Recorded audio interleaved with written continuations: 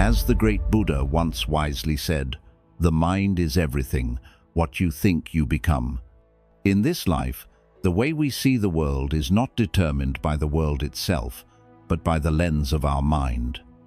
Two people can face the same challenge. One sees only suffering, the other sees an opportunity to grow.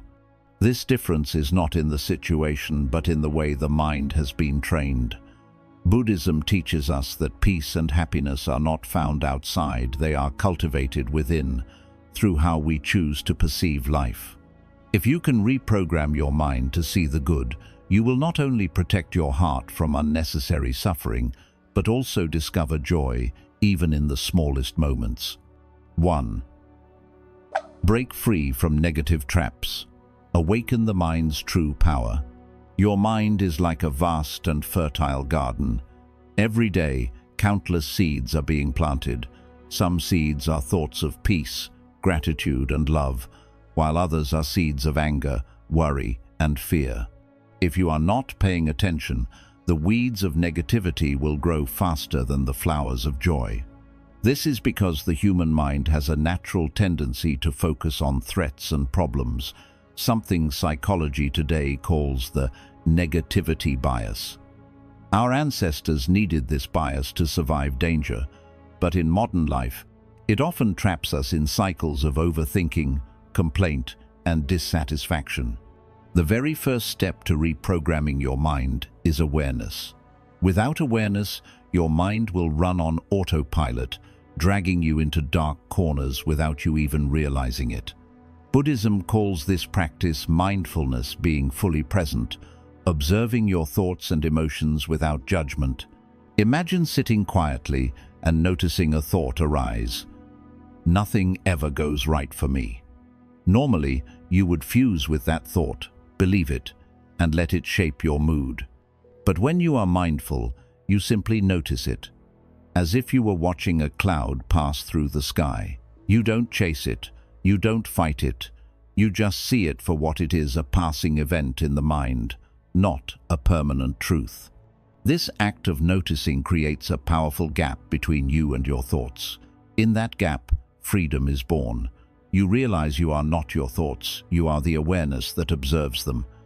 And when you become the observer, you are no longer enslaved by negativity. Complaints lose their grip, worries lose their sharpness, criticism loses its poison. You reclaim the power to decide which thoughts deserve your attention and which ones do not. Think of it this way. If you were a gardener and you saw weeds overtaking your garden, you wouldn't just sit there helplessly. You would pull out the weeds and choose to water the flowers. The mind works the same way. If you keep feeding negative thoughts with attention, they will grow and dominate your mental space. But if you redirect your energy toward positive, peaceful, and constructive thoughts, those will take root and flourish. Every moment in life is an opportunity to make this choice. When someone criticizes you, do you water the weed of resentment or the flower of patience? When a difficulty arises, do you water the weed of despair or the flower of resilience? When you feel lacking, do you water the weed of envy or the flower of gratitude? The more you practice, the more natural it becomes to choose the flowers over the weeds. By shining the gentle light of awareness on your inner world, you weaken the power of negative thoughts. They no longer run wild and choke your joy. Instead, you cultivate a garden of peace and clarity. Over time, this practice transforms not just how you think, but how you experience life itself. You begin to see beauty in ordinary moments, lessons in challenges, and strength within yourself that you never knew existed. This is the true power of the mind. When it is awake, it no longer lives as a prisoner of negativity, but as a master gardener, creating a life full of growth, peace, and goodness. 2. Rewrite the story of pain. Every struggle holds a hidden gift. When hardship strikes, the first reaction of the mind is often resistance. We cry out, "Why me? Why now?" Pain feels unfair, loss feels cruel, and disappointment feels heavy. In these moments, It is natural to think that life is punishing us, that we are victims of misfortune. But Buddhism teaches us a radical truth. Suffering is not an enemy, it is a teacher. Every struggle carries within it a hidden gift, but only those who learn to look deeper will uncover it. Think of a lotus flower. It is one of the most sacred symbols in Buddhism because of where it grows, not in clean, clear water, but in muddy swamps. Yet from that mud, a pure, radiant flower emerges. In the same way, your struggles are the mud from which the wisdom of your life blooms. Without challenges, you cannot grow. Without pain, you cannot understand compassion.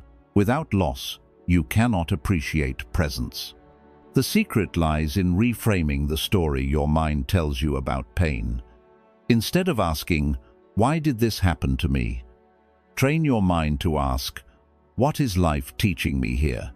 A lost job may seem like failure, but perhaps it is life's way of guiding you toward your true calling. A broken relationship may feel like rejection, but perhaps it is life removing someone who would have harmed your spirit, making space for a deeper, healthier love. Even illness, as painful as it is, can awaken gratitude for health, empathy for others, and a realization of what truly matters in life.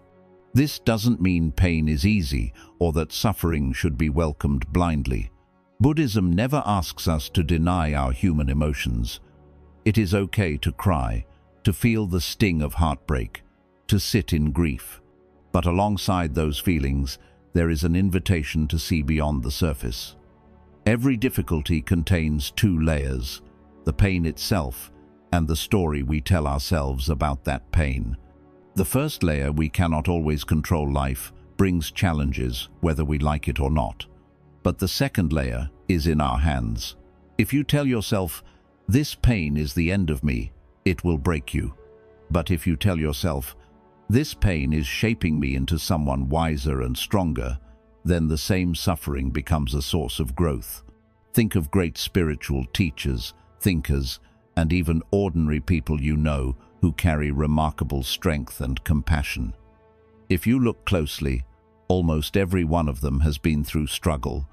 Pain carved wisdom into their hearts. Challenges shaped their character. Hardship polished their spirit like fire refines gold.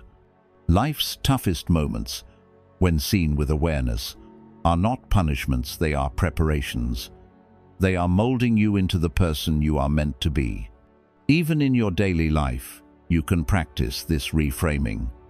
When something small frustrates you, a long line at the store, an unexpected delay, a rude comment, pause and ask, "What is the lesson here?" Maybe patience, maybe humility, maybe learning not to take things personally. Slowly, your mind begins to shift. Instead of seeing yourself as a victim of every difficulty, you begin to see yourself as a student of life. Every moment, even the painful ones, becomes part of your training ground. When you reprogram your mind in this way, pain no longer feels like wasted suffering.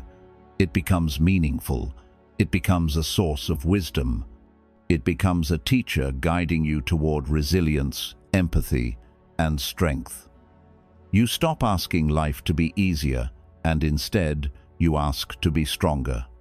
And the beautiful truth is, once you change the story, the suffering does not just remain pain. It becomes the very soil from which your greatest growth and joy will rise. 3. Gratitude alchemy, turning ordinary moments into gold. There is a deep teaching in Buddhism. Contentment is the greatest wealth.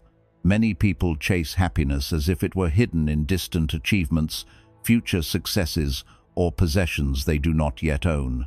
They tell themselves, "I'll be happy when I get that promotion, when I buy that house, when I find the right person."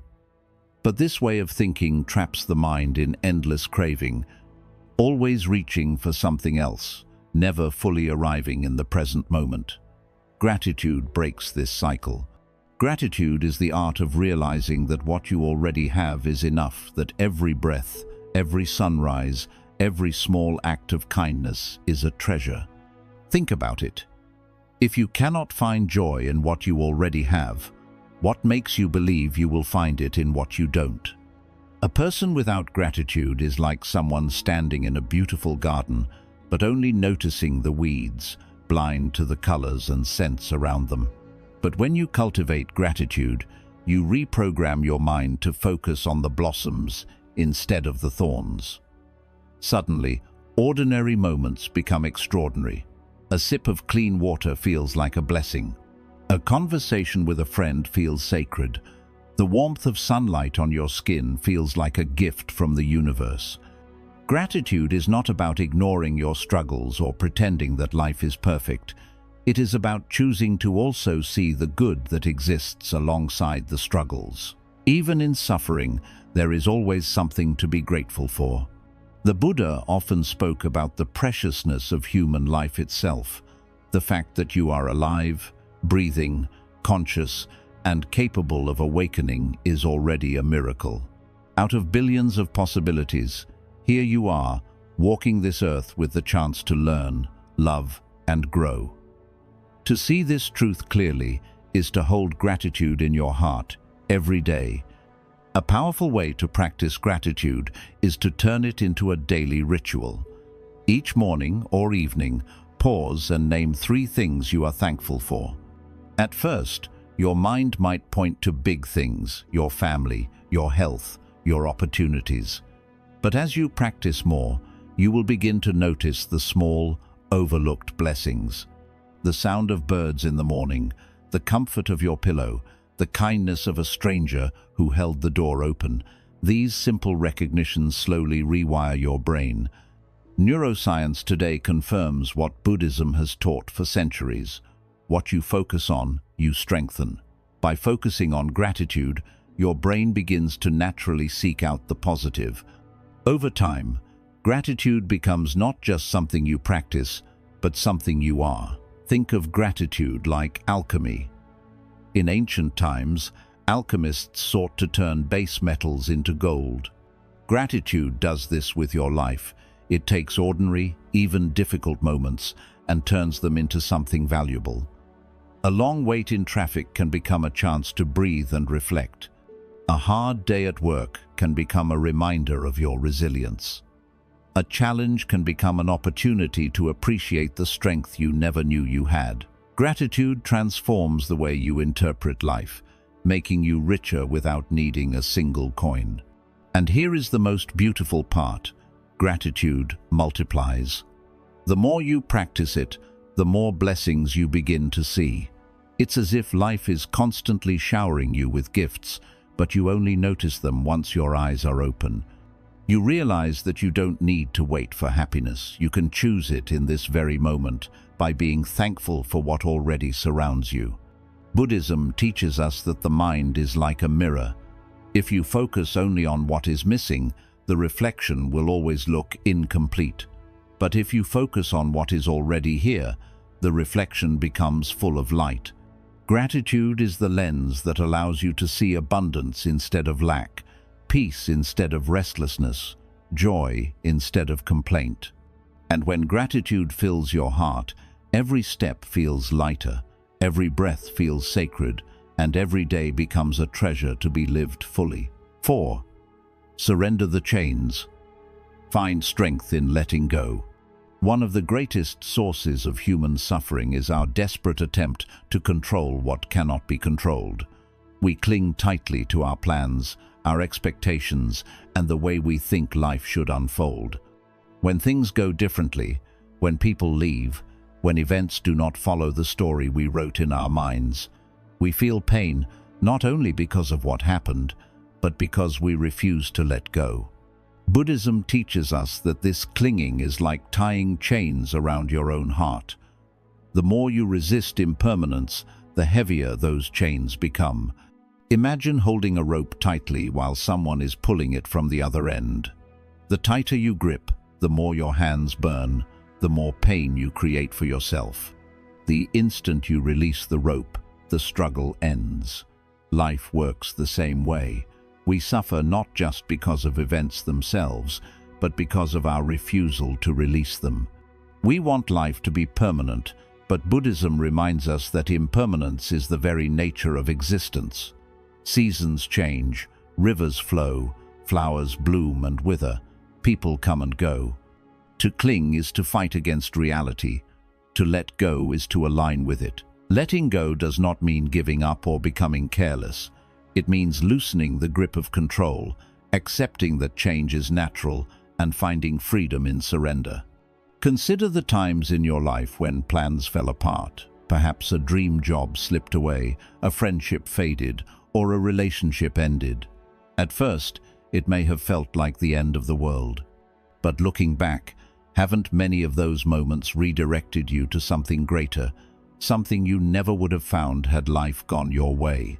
A closed door is not always a loss, it can be protection. A delay is not always a punishment, it can be preparation. Life has a wisdom far deeper than our limited view. When we let go, we create space for that wisdom to unfold. A clenched fist cannot hold anything new, but an open palm can receive. When you release the need to control every detail, you open yourself to new opportunities, new connections, and new lessons. You learn to flow like water, flexible, adaptive, able to find its way around obstacles rather than crashing against them. In Buddhism, the practice of letting go is often connected to the understanding of anatta, the truth of non-self. Much of our clinging comes from ego, from the belief that everything must serve me and my desires. When the ego softens, life feels less personal. You begin to see that the universe is not attacking you, it is simply moving in cycles, like the tides of the ocean. By stepping back from ego, you realize that what you once called loss may actually be transformation. Letting go also means releasing the weight of resentment and grudges. Carrying anger towards someone who wronged you is like drinking poison and expecting them to suffer. The Buddha taught that holding on to anger is like grasping a burning coal. You are the one who gets burned. When you forgive, not because the other person deserves it, but because you deserve peace, you cut the chain that ties you to their actions. You walk free. The strength of letting go is not weakness. It is not passivity. It is courage. It is the ability to trust life even when it doesn't make sense. It is the faith that the universe is unfolding in ways beyond your understanding. It is the wisdom to know that holding on too tightly blocks your growth, while surrender sets you free. Think of a tree in autumn. If it refused to let go of its leaves, it would never make space for new growth in spring. Your life is the same. Every ending clears the way for a beginning. Every release opens space for renewal. By surrendering the chains of control and attachment, you discover a deeper strength, the strength of peace, the strength of acceptance, the strength of flowing with life rather than against it. In the end, letting go is not about losing, it is about gaining freedom. It is about discovering that the very things you feared releasing were never truly yours to begin with. When you let go, you don't fall, you rise. You rise above fear, above suffering, above the illusions of permanence. And in that rising, you taste the freedom and serenity that the Buddha spoke of, the peace that comes when the heart is no longer bound by chains. 5. Guard your mind's gate. Only let in what helps you grow. Your mind is your most sacred space. It is the temple in which your thoughts, beliefs, and perceptions live. And just like any temple, it must be protected. Imagine building a beautiful home with care and love, but leaving the doors wide open day and night. Strangers wander in, some kind and respectful, but others carrying dirt, noise, and chaos. If you do not guard the entrance, your home will soon be filled with clutter, filth, and disruption. In the same way, if you do not guard your mind, anything and everything from the outside world will enter negative conversations, toxic media, harmful opinions, destructive beliefs, and slowly, they will shape the way you think, feel, and act. Buddhism teaches that the mind becomes what it consumes. Every sound you hear, every word you read, every image you watch, every person you allow into your space is like a seed planted in your mental soil. If you constantly expose yourself to anger, gossip, and fear, those seeds will sprout into weeds that dominate your inner garden. But if you surround yourself with kindness, wisdom, silence, and uplifting teachings, then your inner world will bloom with peace and clarity. Guarding your mind's gate means being selective, choosing carefully what you allow to enter, because what enters will eventually become part of you. Think of the food you eat. If you eat junk every day, your body becomes weak, sick, and tired. If you nourish yourself with clean, healthy food, your body thrives with strength and energy. The mind is no different. It consumes thoughts, words, and impressions. Whatever you feed it, it will digest, and whatever it digests will shape your character. If you want a peaceful mind, you cannot keep feeding it with chaos. If you want clarity, you cannot keep flooding it with noise. If you want compassion, you cannot keep surrounding yourself with bitterness and cruelty. Modern life makes this lesson more urgent than ever. We live in a world overflowing with information, distractions, and noise. Social media, television, news, and advertisements compete for our attention every second. And much of what they offer is not nourishment but poison, fear-driven headlines, endless comparison, anger-filled debates, shallow entertainment. If you allow these things to pour into your mind without filter, do not be surprised when you feel anxious, restless, jealous, or drained. You cannot consume darkness and expect your mind to shine with light. Guarding the gate of your mind requires conscious choices. It means asking yourself, does this help me grow? Does this bring me peace, wisdom, or compassion? Or does this fill me with restlessness, anger, or despair? If it harms, close the gate. If it nourishes, let it in. This does not mean you must avoid the world or hide from reality. It means you approach the world with discernment. Just as you would not drink poisoned water, do not allow poisoned thoughts or influences to enter your heart.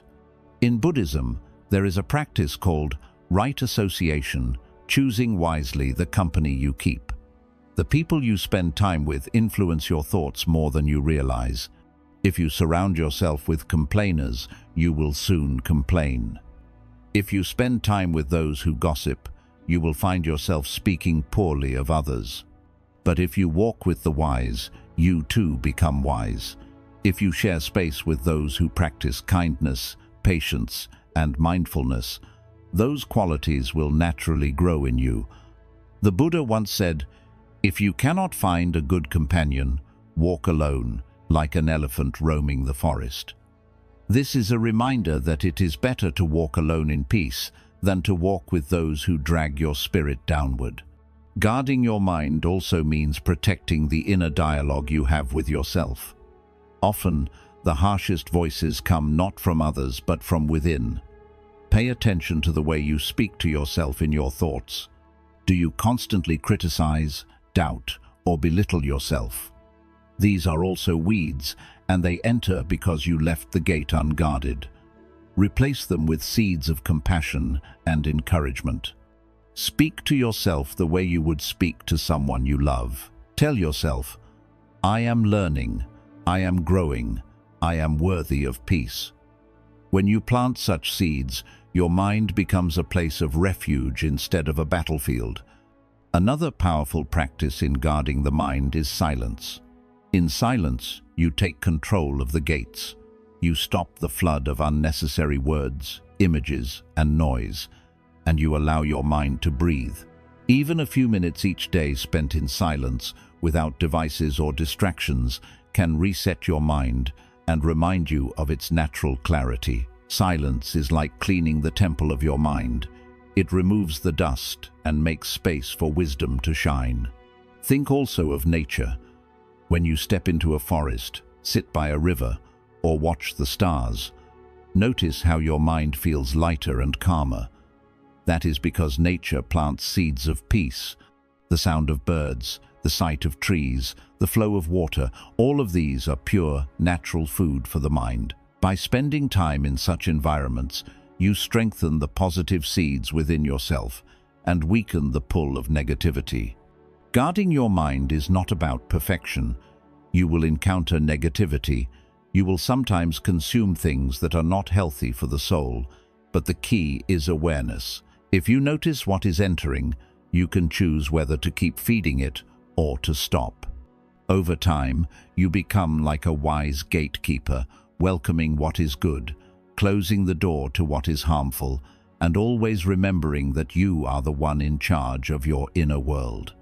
When you take this responsibility seriously, you transform your life. Anger finds less space to grow. Fear loses its grip.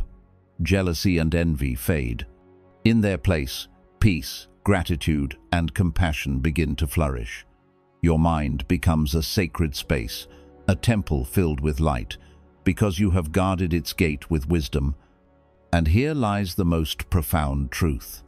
When you guard your mind, you are not just protecting yourself, you are also protecting others. A peaceful mind speaks peaceful words, acts with compassion, and creates harmony. An unguarded mind spreads restlessness, anger, and harm. By taking care of your own inner world, you contribute to the healing of the outer world.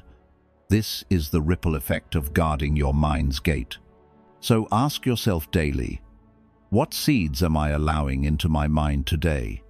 Do they help me grow, or do they weigh me down? Every choice you make, what you read, what you watch, who you spend time with, how you speak to yourself, is a decision about which seeds to water. And in the end, the garden of your life will reflect the seeds you chose to nurture. Guard the gate wisely, and you will cultivate a mind that blossoms with peace, wisdom, and joy.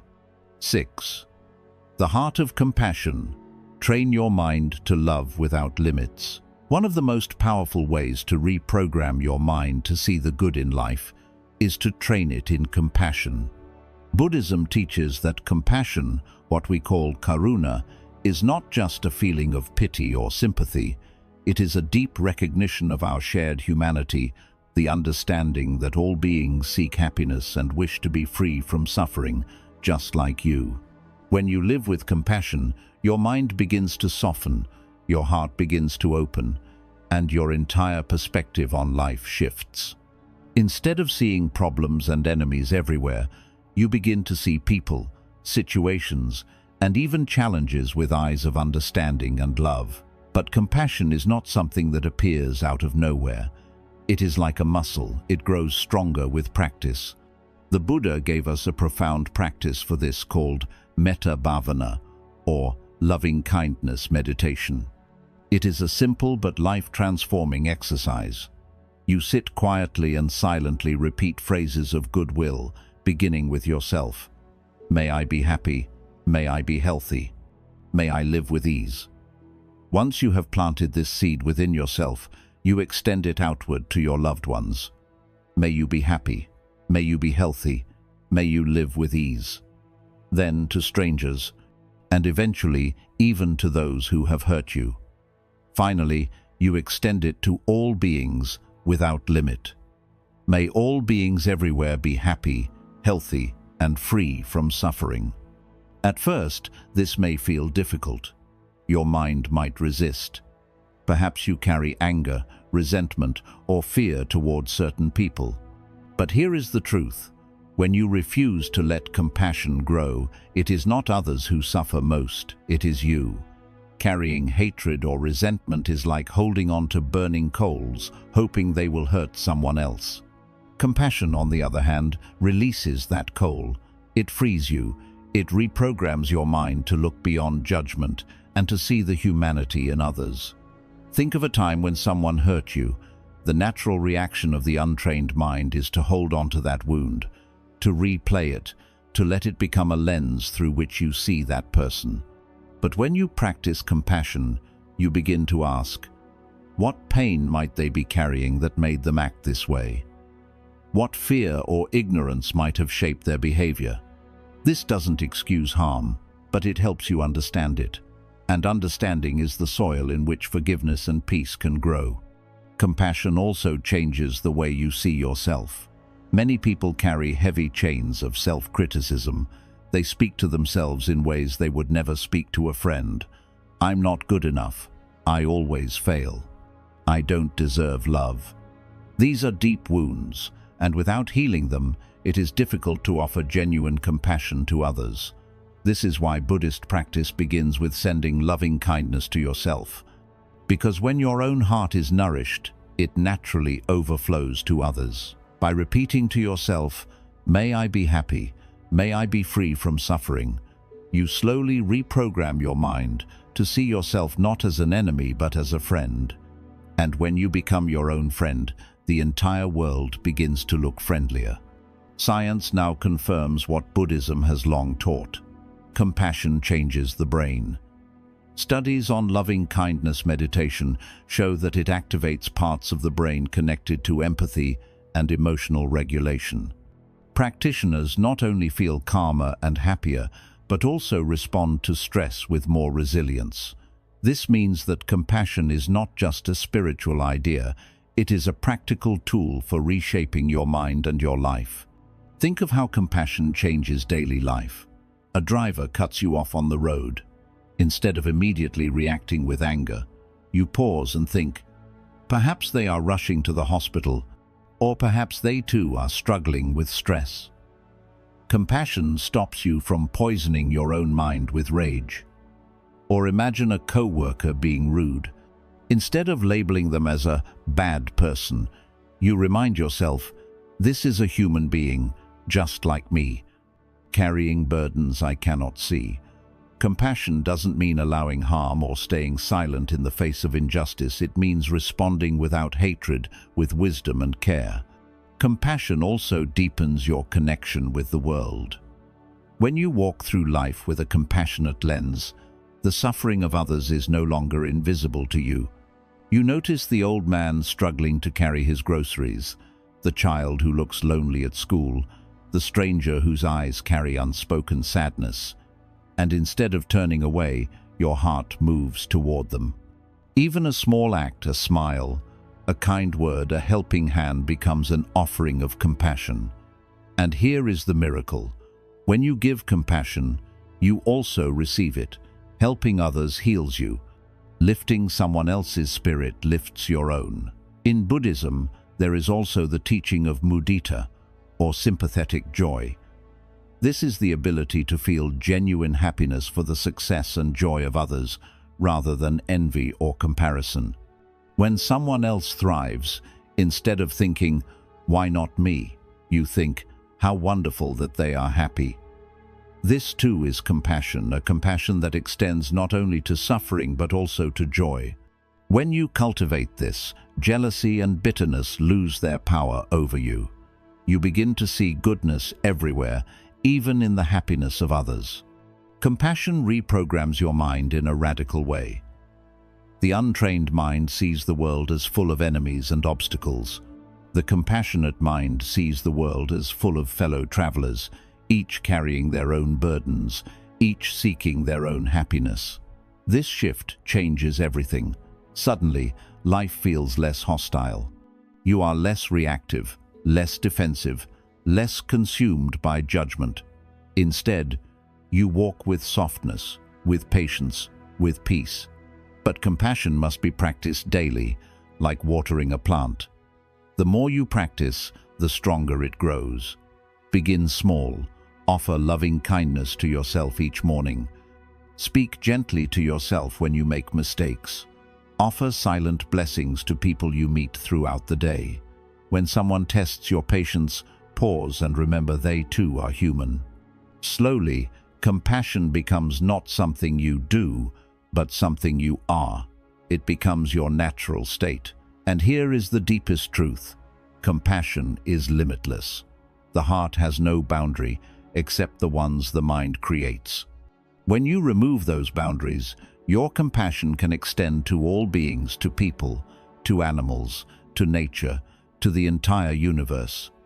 You begin to live with what Buddhists call the boundless heart. And when you live this way, your mind is always tuned to see the good. Because compassion does not look for flaws, it looks for humanity. It does not focus on the darkness, it looks for the light, and what you look for, you find.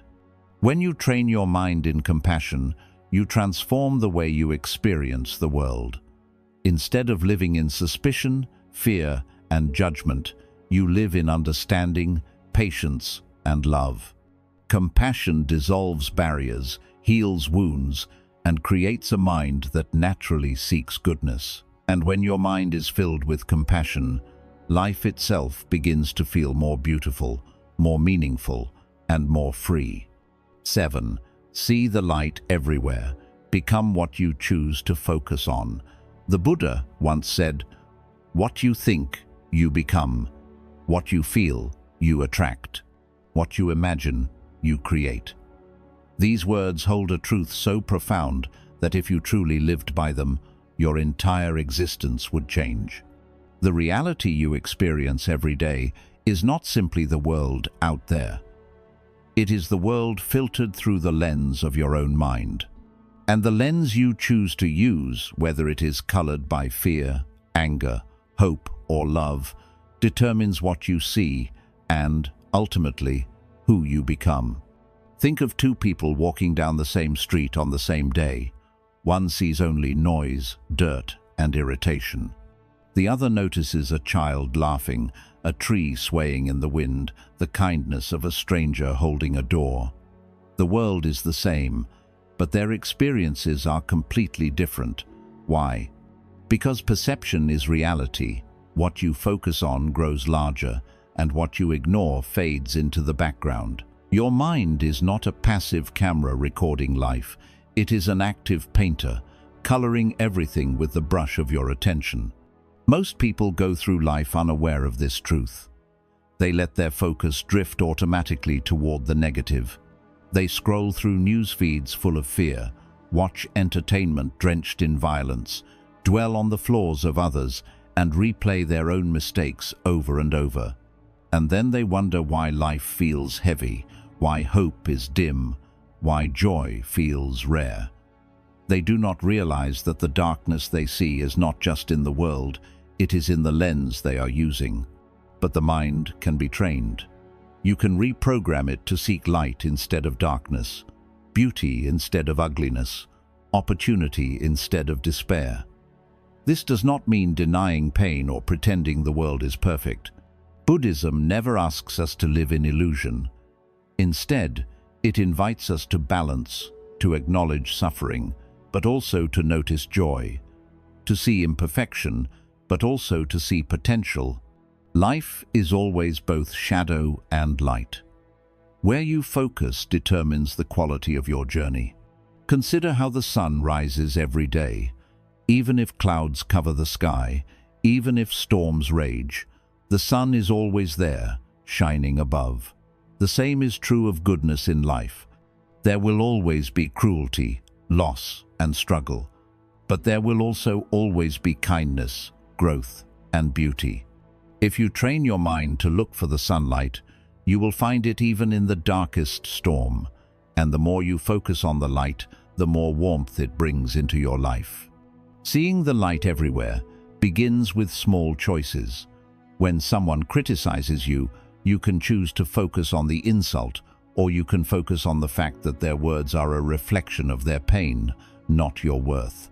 When a plan fails, you can focus on the disappointment, or you can focus on the lessons gained and the resilience you discovered. When life feels unfair, you can focus on what you lost, or you can focus on what still remains. These small shifts in focus, repeated daily, reshape the entire structure of your mind. Science now supports what the Buddha taught centuries ago. Neuroscientists talk about neuroplasticity, the brain's ability to rewire itself based on repeated thoughts and experiences. If you constantly focus on fear and negativity, your brain strengthens those neural pathways, making negativity your default. But if you train yourself to focus on gratitude, kindness, and possibility, your brain rewires itself to seek these naturally. In other words, your mind becomes what you feed it. The more you choose to see the good, the more natural it becomes to see it everywhere. This practice of focusing on the good also transforms relationships. Many conflicts in life come from focusing on flaws, what your partner didn't do, what your friend said wrong, what your family lacks. But if you choose to see the light in others, their intentions, their efforts, their humanity, love grows stronger. Instead of feeding resentment, you feed understanding. Instead of focusing on what divides you, you notice what unites you. This shift not only brings peace to your heart, but also radiates peace to those around you.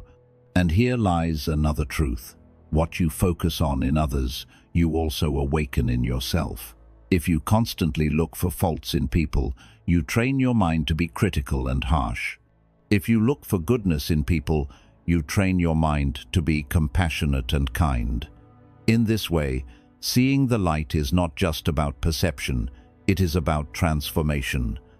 By choosing to see goodness, you become goodness. By choosing to see peace, you become peace. The practice of seeing the light also extends beyond people to the natural world. When you walk outside, do you rush past trees and skies, lost in thought? Or do you pause to notice the miracle of life around you, the way a flower blooms silently, the way clouds drift endlessly, the way the wind carries the fragrance of earth after rain? These are not small things. They are constant reminders that beauty surrounds you, waiting for your attention. By noticing them, you align your mind with wonder, humility, and joy. But what about moments of deep suffering, when light feels impossible to see? This is where the Buddhist teaching of impermanence becomes essential. Just as night always turns into day, pain will also pass. Even in sorrow, there are sparks of light a friend's embrace, the strength of your own breath, the lesson hidden in the loss. Sometimes the light is faint, like a candle in the dark. But even a candle can guide you forward. Seeing the light everywhere does not mean denying darkness. It means refusing to let darkness be the whole story. One powerful way to train your mind in this is through reflection. Each evening, ask yourself, what good did I see today? Maybe it was a smile, a laugh, a small success, or simply the fact that you made it through another day.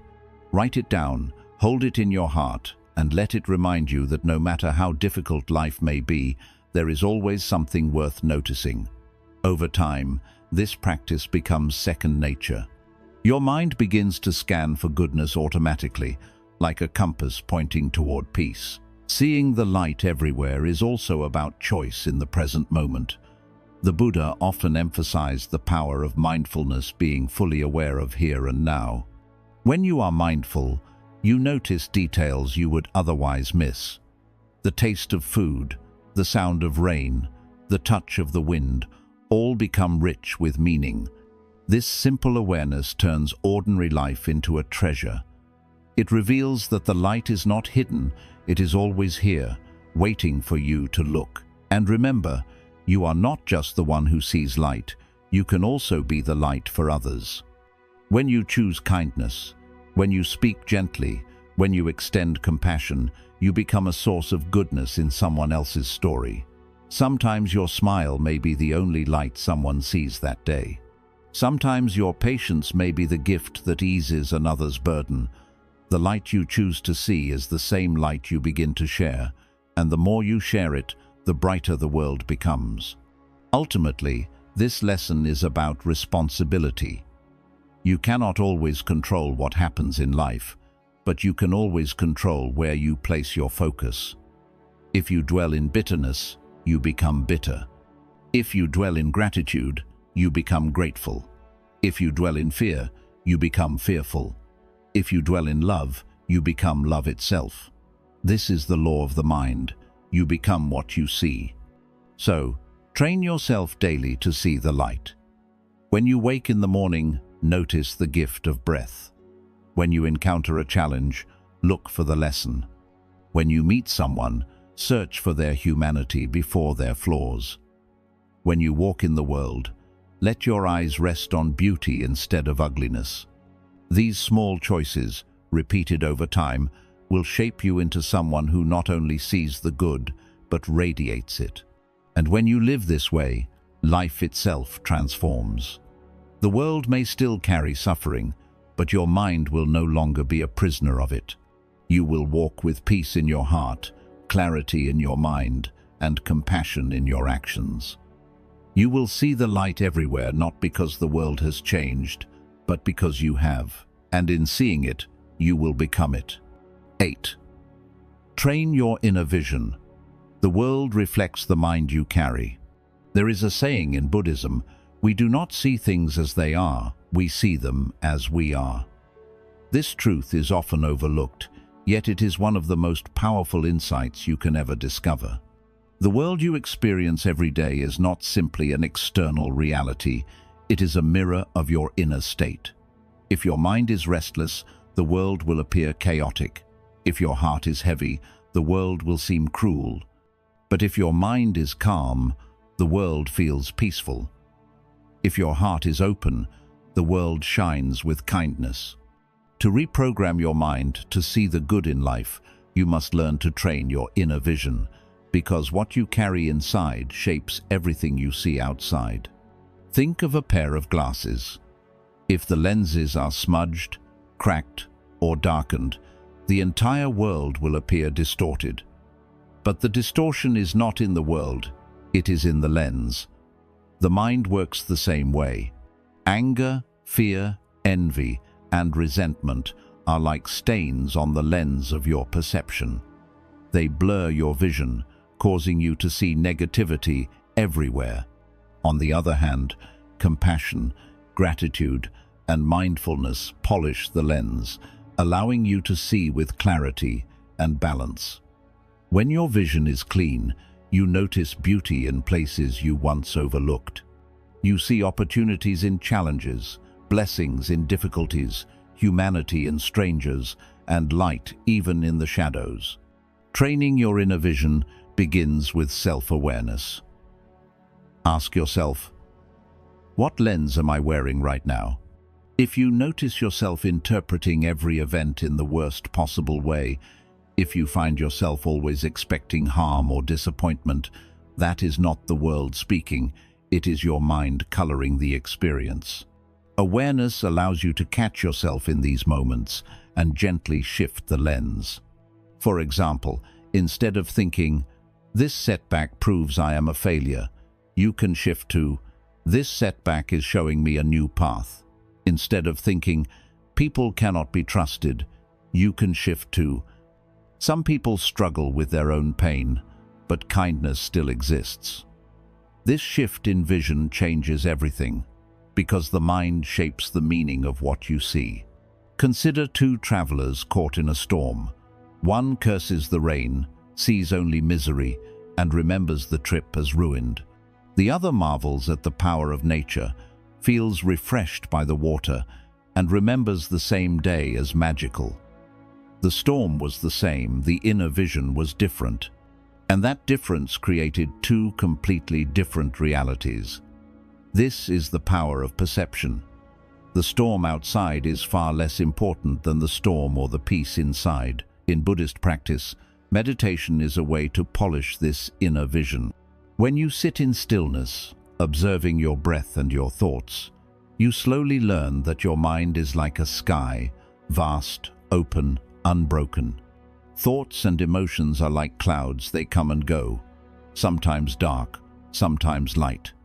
But the sky itself is always clear. When you realize this, you no longer get trapped in every passing cloud. You see them for what they are, temporary. This vision frees you from over-identifying with negativity. You begin to say, "This thought is not me, it is just a passing cloud." In that moment, you choose clarity over distortion. Another part of training inner vision is cultivating equanimity, learning to see life with balance instead of extremes. The untrained mind is easily shaken. When something good happens, it clings desperately. This must last forever. When something bad happens, it despairs. This will never end. But equanimity is the wisdom of remembering that everything changes. Joy is beautiful but temporary. Pain is difficult but temporary. Both are passing waves in the ocean of life. When you hold this vision, you see the world with steadiness. You are not blinded by attachment to pleasure, nor crushed by aversion to pain. Instead, you walk the middle path, calm, balanced, free. Training your inner vision also means looking beyond the surface. Most of the time, we see only appearances, someone's harsh words, someone's mistakes, someone's flaws, and we judge them quickly. But beneath every action is a story. Beneath every person is a heart. If you train yourself to look deeper, you begin to see not just what people do, but why they do it. You notice their suffering, their fears, their longing for happiness. This deeper vision awakens compassion. You stop labeling others as bad or good and begin to see them as fellow humans walking through their own struggles. This shift in vision heals relationships, softens anger, and creates peace where before there was conflict. There is also a profound truth in Buddhism. The outer world reflects the inner world. If your mind is clouded with anger, you will see anger everywhere. If your mind is filled with gratitude, you will see blessings everywhere. This is why spiritual practice emphasizes inner work first. People spend their lives trying to change the external world, more money, better job, new possessions, believing these will bring lasting happiness. But unless the inner vision is trained, even the most beautiful surroundings will feel empty. Conversely, if the inner vision is clear, even the simplest life can feel full of abundance. The richest wealth is not in possessions, it is in perception. To train this vision, practice shifting focus intentionally. Each day, choose to notice one small thing that is beautiful. The laughter of a child, the way sunlight falls through a window, the fragrance of tea. These are simple, yet when you truly see them, they awaken joy. Over time, your mind begins to naturally scan for beauty instead of ugliness. You also begin to notice the goodness in people, the patience of a teacher, the dedication of a worker, the love in a parent's eyes. By training yourself to look for these things, you are programming your mind to see the good by default. Another powerful practice is reflection. Each night, ask yourself, what did I see today that was good? What kindness did I notice? What beauty did I witness? Write it down, even if it is small. This anchors your mind to light, and slowly you realize that goodness was always present. You simply needed to train your eyes to see it. The final piece of training your inner vision is realizing that you, too, are part of the world you see. When you fill your mind with love, kindness, and peace, you are not only shaping your own perception, you are also shaping what others see. You become a light in their world. When you smile at a stranger, when you speak gently, when you extend patience, you shift their perception too. In this way, training your inner vision is not a selfish act. It is a contribution to the collective vision of humanity. If more people chose to see the good, the world itself would transform. So remember this, life is always offering you both light and shadow. You cannot control every event, but you can control the lens through which you see it. Train your inner vision. Polish it with mindfulness, balance it with equanimity, soften it with compassion, and uplift it with gratitude. When you do, the world you see becomes brighter, not because the world has changed, but because you have changed. And in the end, this is the great teaching. You are not just a passive observer of reality, you are a creator of it. The vision you carry within shapes the life you live. Train your vision to see the light, and everywhere you go, light will follow. 9. Master the present moment. where true peace and joy reside. There is a powerful teaching in Buddhism: do not dwell in the past, do not dream of the future, concentrate the mind on the present moment. The mind, left untrained, wanders endlessly. It drifts into memories of what has been, often colored with regret, guilt, or nostalgia. Or it leaps into the future, filled with worry, anxiety, or endless planning. Rarely does it rest in the only place where life truly exists, the present moment. And because of this, many people live everywhere except in the now. They carry the weight of yesterday on their shoulders and the fear of tomorrow in their hearts, all while missing the beauty that is happening right in front of them. The present moment is not just a slice of time, it is life itself. The breath you are taking right now, the ground beneath your feet, the sound of the world around you, this is reality. The past is gone, existing only in memory.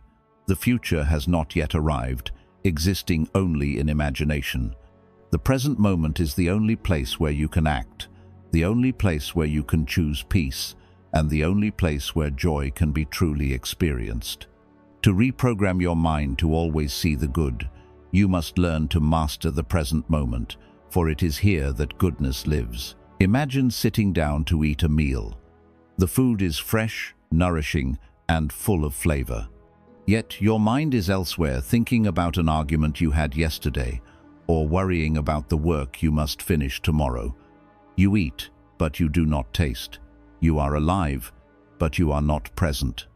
Now imagine instead eating the same meal with full awareness, savoring each bite, feeling gratitude for the hands that prepared it, noticing the miracle of nourishment entering your body.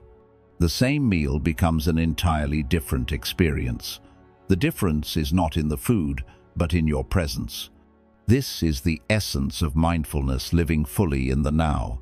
When you are mindful, you begin to see the richness of life in ordinary things. The sound of rain on the window, the laughter of a child, the rhythm of your own breath, all of these become treasures when you give them your full attention. And when you live in this way, the mind naturally shifts toward the good, because the present moment is rarely as painful as the stories the mind tells about the past or the fears it invents about the future. But mastering the present moment is not easy. The mind is restless by nature. It clings to the past, replaying old mistakes, holding grudges, or reliving moments of joy long gone. It fears the future, imagining worst-case scenarios, building castles of expectation or towers of dread. This constant wandering is what Buddhists call the monkey mind, jumping from branch to branch, never resting. To tame it, you must gently but consistently bring it back to the present, again and again, like training a child to walk a straight path. One way to do this is through conscious breathing. The breath is always in the present. It cannot exist in the past or future. By focusing on each inhalation and exhalation, you anchor your mind to the now. Whenever you notice your thoughts drifting, return to the breath. Slowly, your mind learns to settle, to find calmness in presence. This simple practice, repeated daily, rewires your brain to dwell more naturally in the here and now. Another practice is mindful observation. Choose something small, a flower, a cup of tea, the sky at dusk, and give it your full attention. Notice its colors, its texture, its fragrance, its uniqueness. By focusing deeply on one thing, you train your mind to stay present. Over time, this ability extends to everything you do. Walking, listening, working, even speaking. Life itself becomes a meditation, a series of moments fully lived. When you live in the present, suffering loses much of its grip. Think about it. Most of your suffering is not from what is happening right now, but from what your mind adds to it. You feel anxious not because of the current moment, but because of what you fear may come. You feel sad not because of what is happening now, but because of what you have lost. But if you pause, take a breath, and ask yourself, In this exact moment, am I okay? The answer is often yes. Right now, in this breath, you are alive. You are safe. You are here. That realization brings peace. Mastering the present also transforms relationships. How often do we listen to others while our minds are elsewhere, judging, planning our reply, or thinking about something unrelated? But when you give someone your full presence, you give them a gift rarer than gold. To truly listen without distraction, to look into another's eyes and be fully there, this creates connection, trust, and love. Presence is the greatest form of respect you can offer, both to yourself and to others. Buddhism also teaches that living in the present helps you let go of attachment. When you cling to the past, you resist impermanence. When you chase the future, you resist uncertainty. But when you rest in the now, you accept things as they are. You see clearly that everything arises and passes away, moment by moment. This acceptance is freedom.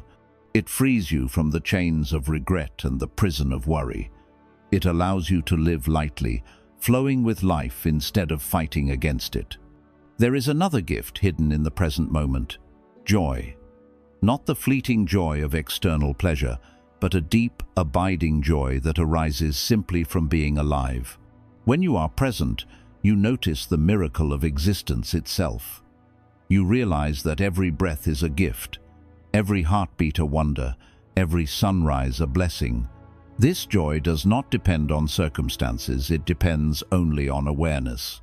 And once you touch it, you realize that happiness was never far away. It was always here, waiting in the present. To master the present moment is to become free. Free from the chains of yesterday, free from the fear of tomorrow, free to live fully and deeply right now. And when you live this way, the world itself begins to look different. Problems feel smaller, gratitude feels larger. You notice the good that was always around you but hidden behind the fog of distraction. So train your mind to return again and again to the now. Use your breath as an anchor, your senses as guides, your awareness as the lamp. Each time you drift, return gently. Each time you forget, begin again. Do not worry about perfection. Even a single moment of presence is a victory. Over time, those moments grow into minutes, minutes into hours, hours into a way of life. And then, something extraordinary happens. You realize that the present moment is not just a place of refuge. It is the only true home you have ever had. When you dwell fully in it, peace becomes natural, joy becomes abundant, and goodness becomes easy to see. Life is no longer something you are waiting to start. It is happening right now, in this breath, in this step, in this very moment. 10. Awaken the silent power within, becoming the master of your own mind. In all the teachings of the Buddha, one truth echoes above the rest. The mind is both the root of suffering and the key to liberation. He said, "The mind is everything. What you think, you become." These words are not just philosophy, they are a map to freedom. Every thought you entertain, every belief you hold, every focus you choose, shapes the reality you live in. The untrained mind is like a wild horse. It runs where it pleases, drags you through pain, and leaves you exhausted. But the trained mind is like a faithful companion. It carries you to peace, clarity, and liberation. To reprogram your mind to see the good, you must awaken the silent power within and become the master of your own mind. Most people live their lives as prisoners of thought. They wake up already pulled by worries about tomorrow, regrets about yesterday, judgments about themselves and others. Their minds whisper endlessly, "You are not good enough. You need more. You cannot rest. Something is missing." And because they never question these whispers, they believe them. They let their own thoughts become chains, dragging them through fear, jealousy, anger, and despair. But Buddhism teaches us that freedom begins when you recognize this truth. You are not your thoughts. You are the awareness that sees them. Imagine sitting on the bank of a river, watching leaves float by on the current. Each leaf is a thought, some bright and pleasant, others dark and heavy. Most people leap into the river, clinging to every leaf, letting themselves be swept away.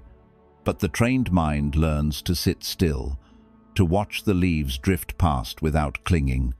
The thoughts come, the thoughts go, but the awareness remains.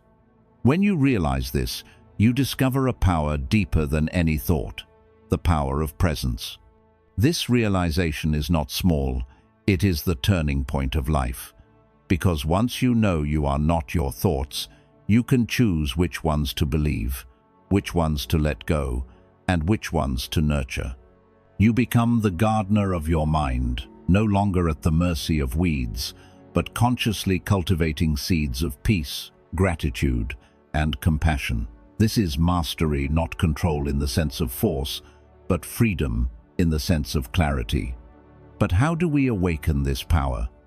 The first step is stillness. In the rush of modern life, stillness is rare, yet it is in stillness that the truth of the mind is revealed. When you sit quietly in meditation, when you focus on your breath, when you let silence embrace you, you begin to notice the constant chatter of thought. At first, it feels overwhelming, as if your mind is a noisy marketplace. But if you stay, if you breathe, you begin to see patterns. You notice how your mind clings to fears, how it repeats old stories, how it creates suffering where none exists. This awareness is the beginning of freedom. You cannot master what you cannot see. The second step is training. Just as a muscle strengthens with use, the mind strengthens with practice. Each time you notice a negative thought and choose not to follow it, you train your mind. Each time you replace complaint with gratitude, anger with compassion, fear with trust, you train your mind. These small choices accumulate, rewiring the pathways of your brain. Science calls this neuroplasticity, but Buddhism has taught it for centuries. What you repeat, you become. If you water weeds, weeds grow. If you water flowers, flowers bloom. The third step is compassion toward yourself. Many people, when they begin to observe their minds, feel discouraged. They see how restless, judgmental, or fearful their thoughts are and think, I will never master this. But mastery is not perfection. Even the Buddha himself described the mind as wild. The goal is not to silence every thought, but to see clearly, to choose wisely, and to return again and again to peace. Be gentle with yourself. Each time you catch your mind wandering, celebrate it not as failure, but as progress. You noticed. You became aware. That is mastery in motion. As you strengthen this practice, something extraordinary begins to happen. Your entire experience of life changes. Situations that once triggered anger no longer disturb you. Words that once wounded you lose their power. Challenges that once seemed unbearable become opportunities for growth. You begin to live with a calmness that others notice but cannot explain. You become unshaken not because life has become easier, but because your mind has become stronger. This mastery also awakens a deeper joy. The untrained mind always seeks happiness outside in possessions, achievements, or approval, but the trained mind discovers happiness within, in presence, gratitude, and compassion. This joy is not dependent on circumstances. It is not shaken by loss, not dimmed by failure, not stolen by criticism. It flows naturally from a mind at peace with itself. And once you taste it, you realize that this was the happiness you were searching for all along. There is another dimension to mastering the mind, seeing reality as it is, not as your thoughts paint it. The Buddha called this vipassana, or insight. Most of the suffering we experience is not from reality itself, but from the stories we tell about reality. A person does not call you back, and the mind spins. They do not care about me. I am unworthy. You fail at something once, and the mind declares, I will never succeed. I am hopeless. These are not truths, they are stories. The trained mind learns to question them, to see beyond them. You begin to ask, is this thought true? Is this story helpful? And often, you realize the answer is no. With that awareness, the story loses power, and you are free. This freedom extends even to suffering itself. Pain is inevitable in life, but suffering, the mental resistance, the clinging, the story is optional.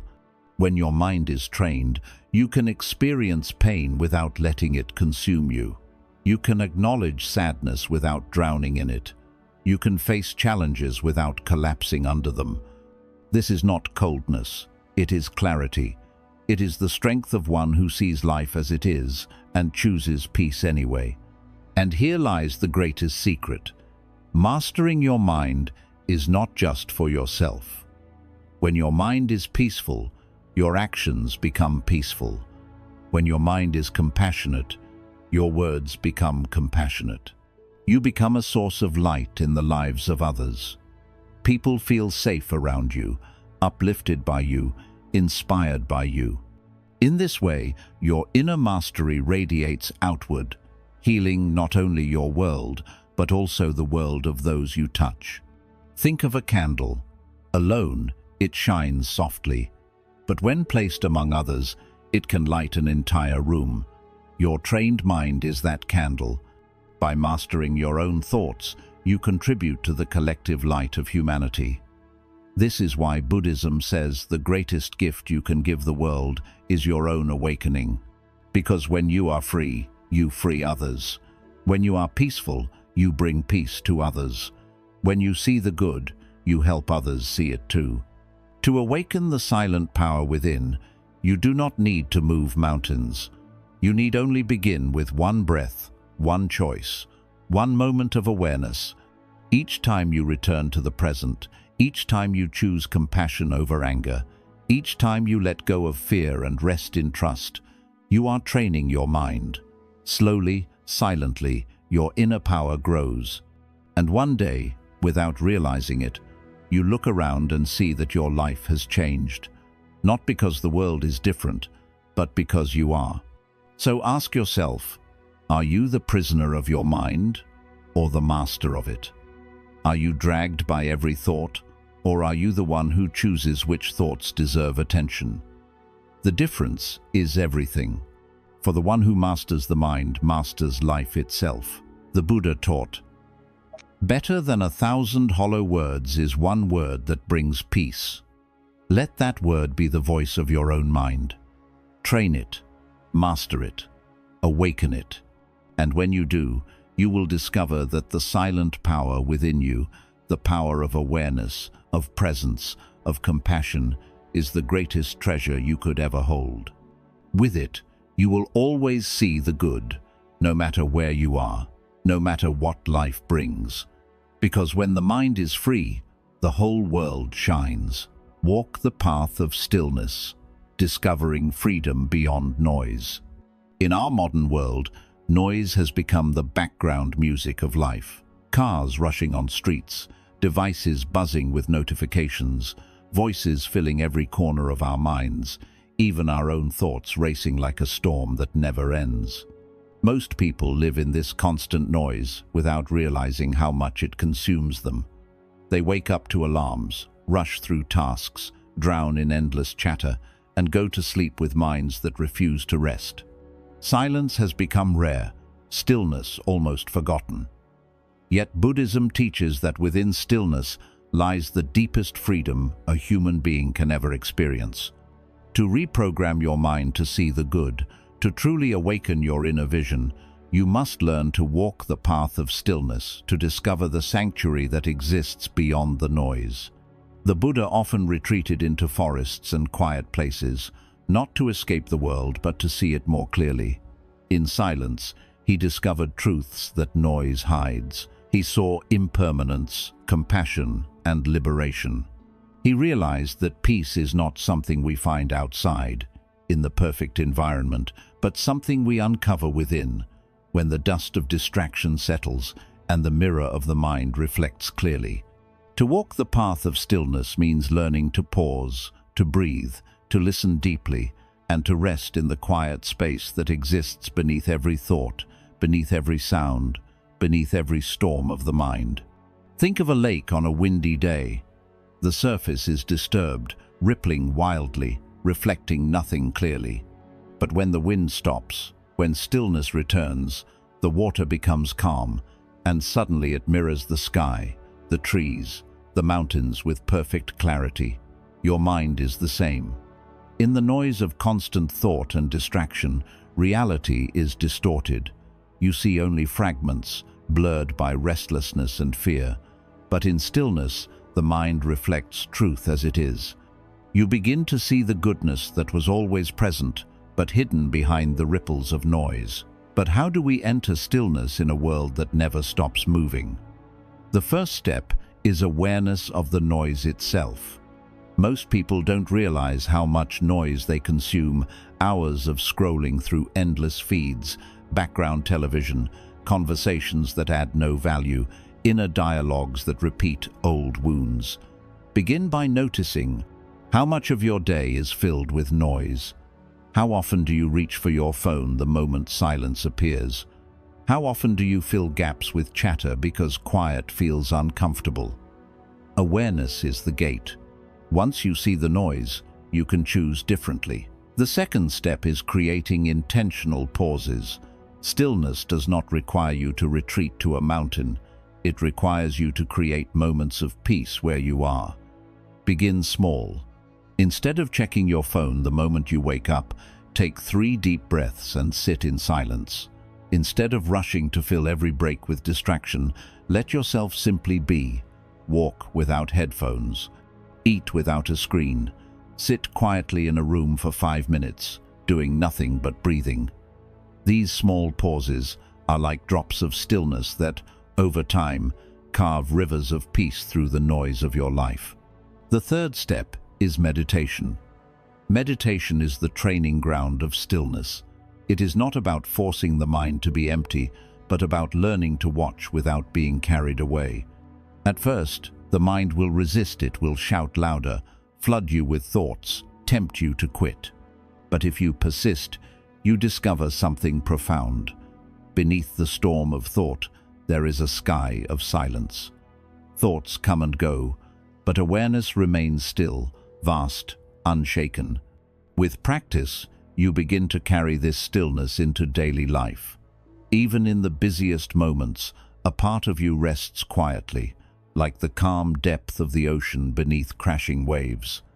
Stillness also means learning to listen not just with your ears, but with your whole being. When you are still, you hear the subtle sounds of life. You usually ignore the rustle of leaves, the rhythm of your breath, the silence between words. You begin to listen to people differently too. Instead of rushing to reply, you give them your full attention. You hear not only their words, but also their emotions, their needs, their humanity. This kind of listening is rare, and it creates deep connections. It heals misunderstandings, softens conflicts, and builds trust. In stillness, you give others the gift of being truly seen. But perhaps the greatest gift of stillness is that it reveals your true self. Beneath the noise of thoughts, beneath the roles you play, beneath the endless striving, there is a core of peace that has always been with you. Buddhism calls it your Buddha nature, the potential for awakening that exists within every being. It is like the clear sky hidden behind clouds. The clouds may come and go, but the sky is never lost. When you walk the path of stillness, you touch this sky within yourself. You realize you are not just a bundle of worries, regrets, and desires. You are awareness itself, spacious, free, and whole. Stillness also transforms how you see the world. When your mind is noisy, you see problems everywhere. You react quickly, often with anger or fear. But when your mind is still, you see differently. You notice beauty in simple things, the way sunlight filters through a window, the way laughter fills a room, the way a stranger smiles. You respond to challenges with patience instead of panic, with compassion instead of judgment. Stillness allows you to see the light even in dark moments, because your mind is no longer clouded by noise. This does not mean life will stop testing you. There will still be difficulties, losses, and chaos around you, but stillness gives you a refuge within those storms. Imagine a hurricane. On the surface, winds rage, trees break, chaos rules. But at the very center of the storm lies the eye, calm, quiet, untouched. Stillness is the eye of your storm. No matter how fierce life becomes, you can return to that inner space and find peace. And from that peace, you act more wisely, more compassionately, more courageously. Stillness is not escape, it is empowerment. Some fear that being still means being passive, doing nothing, avoiding life. But in truth, stillness makes you more effective. When your mind is noisy, you waste energy on worry and reactivity. But when your mind is still, your actions are clear, purposeful, and strong. A still mind cuts through confusion like a sharp blade. It sees what matters, ignores what does not, and acts with wisdom. The greatest leaders, teachers, and healers throughout history were people who carried stillness within them. They acted not from impulse, but from clarity. So how do you deepen this stillness? Begin with practice, but also with trust. Trust that silence is not empty. It is full of wisdom, full of presence, full of life itself. The next time you feel restless, instead of running from silence, sit with it, let it speak. At first, it may feel uncomfortable, even frightening, because silence reveals truths, the noise hides. But if you stay, you will discover that within silence there is peace, and within peace there is freedom. To walk the path of stillness is to live differently. It is to live with intention instead of impulse, with clarity instead of confusion, with peace instead of chaos. It is to carry within you a quiet strength that no noise can disturb. And when you live this way, the world itself feels different. The same situations arise, but you meet them from a place of calm. The same challenges appear, but you face them with wisdom. The same people cross your path, but you respond with compassion. Ultimately, stillness is not something you practice only in meditation. It is a way of being. You can be still in the middle of work, still in the middle of conversation, still even in the middle of struggle. Stillness is the awareness that watches, the presence that rests, the peace that is always here.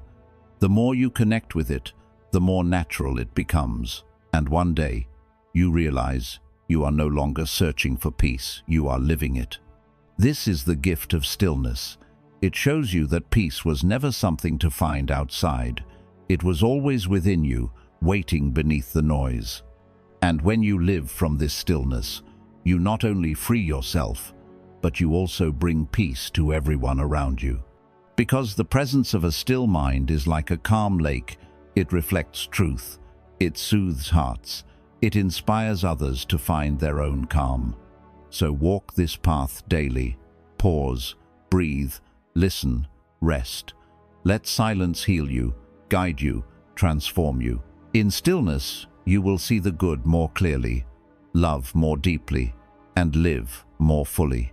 And in stillness, you will awaken to the freedom that was always yours.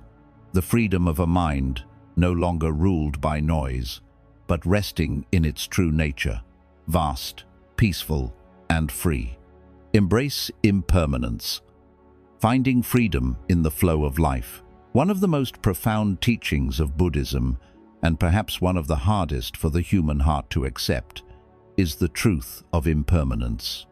The Buddha taught, all conditioned things are impermanent. When one sees this with wisdom, one turns away from suffering. At first glance, these words may seem unsettling. If everything is impermanent, then nothing lasts, neither joy nor sorrow, neither love nor loss, neither wealth nor poverty. But hidden within this truth is a liberation so powerful that once you understand it deeply, it will forever change the way you see life. Impermanence means that everything in life is in a state of constant change. Nothing remains fixed, not even for a moment. The seasons shift, rivers flow, clouds pass, flowers bloom and wither, children grow old, and even mountains, which seem eternal, slowly erode. The body changes daily, the mind shifts with every thought, and the world around us is in constant motion. To resist this flow is to resist reality itself, and resistance to reality is the root of suffering. But when you embrace impermanence, you free yourself. You learn to live not in clinging or fear, but in acceptance, appreciation, and peace. Think about the times you've suffered most. Wasn't much of that suffering caused by wanting things to stay the same? You wanted a relationship to last forever, but it ended. You wanted youth to remain, but time carried it away. You wanted happiness to never fade, but it shifted, as all emotions do. The mind cries, "Stay, do not change." But life whispers, "Everything changes." The more you cling, the more you suffer. Yet if you release the grip and accept impermanence, you discover that change itself is not your enemy. It is the very rhythm of life. Impermanence is not just loss, it is also possibility. Because things change, suffering does not last forever. Because things change, mistakes can be corrected. Because things change, growth is possible. The darkest night gives way to dawn. The deepest wound can heal. The hardest season eventually passes. Impermanence is the reason that pain is not permanent, and joy can always return. Without change, there would be no transformation, no progress, no rebirth. What seems like an ending may simply be the beginning of something new. Consider a tree in autumn. Its leaves fall, and from the outside, it looks bare, lifeless. But within, hidden from sight, the tree is preparing for spring. The loss of leaves is not death, it is part of renewal. Life is the same. What seems like endings are often transitions, making way for new beginnings. When you understand this, you no longer despair at endings. You see them as part of the greater flow, as necessary steps in the cycle of life. Embracing impermanence also deepens gratitude. When you realize that nothing lasts forever, you begin to cherish what you have while it is here. You savor the warmth of a cup of tea, knowing it will cool. You treasure a conversation with a loved one, knowing life is fragile. You appreciate your health, your opportunities, your breath, because you know they are not guaranteed tomorrow.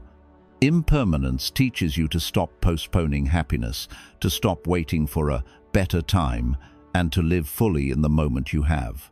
Every smile, every sunrise, every heartbeat becomes precious when you see it against the backdrop of change. But impermanence also asks you to let go. Much of our suffering comes not from what has changed, but from refusing to release it.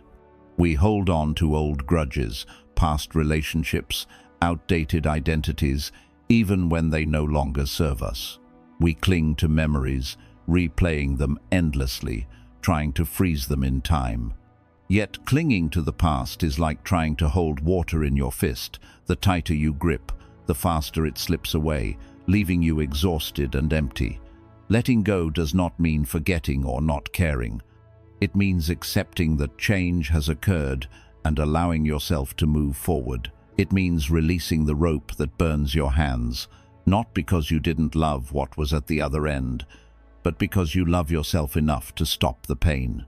Impermanence also invites us to release fear of the future. So much anxiety comes from trying to control what has not yet happened, from wanting guarantees in a world that offers none. But when you embrace impermanence, you realize that just as things change, new possibilities always emerge.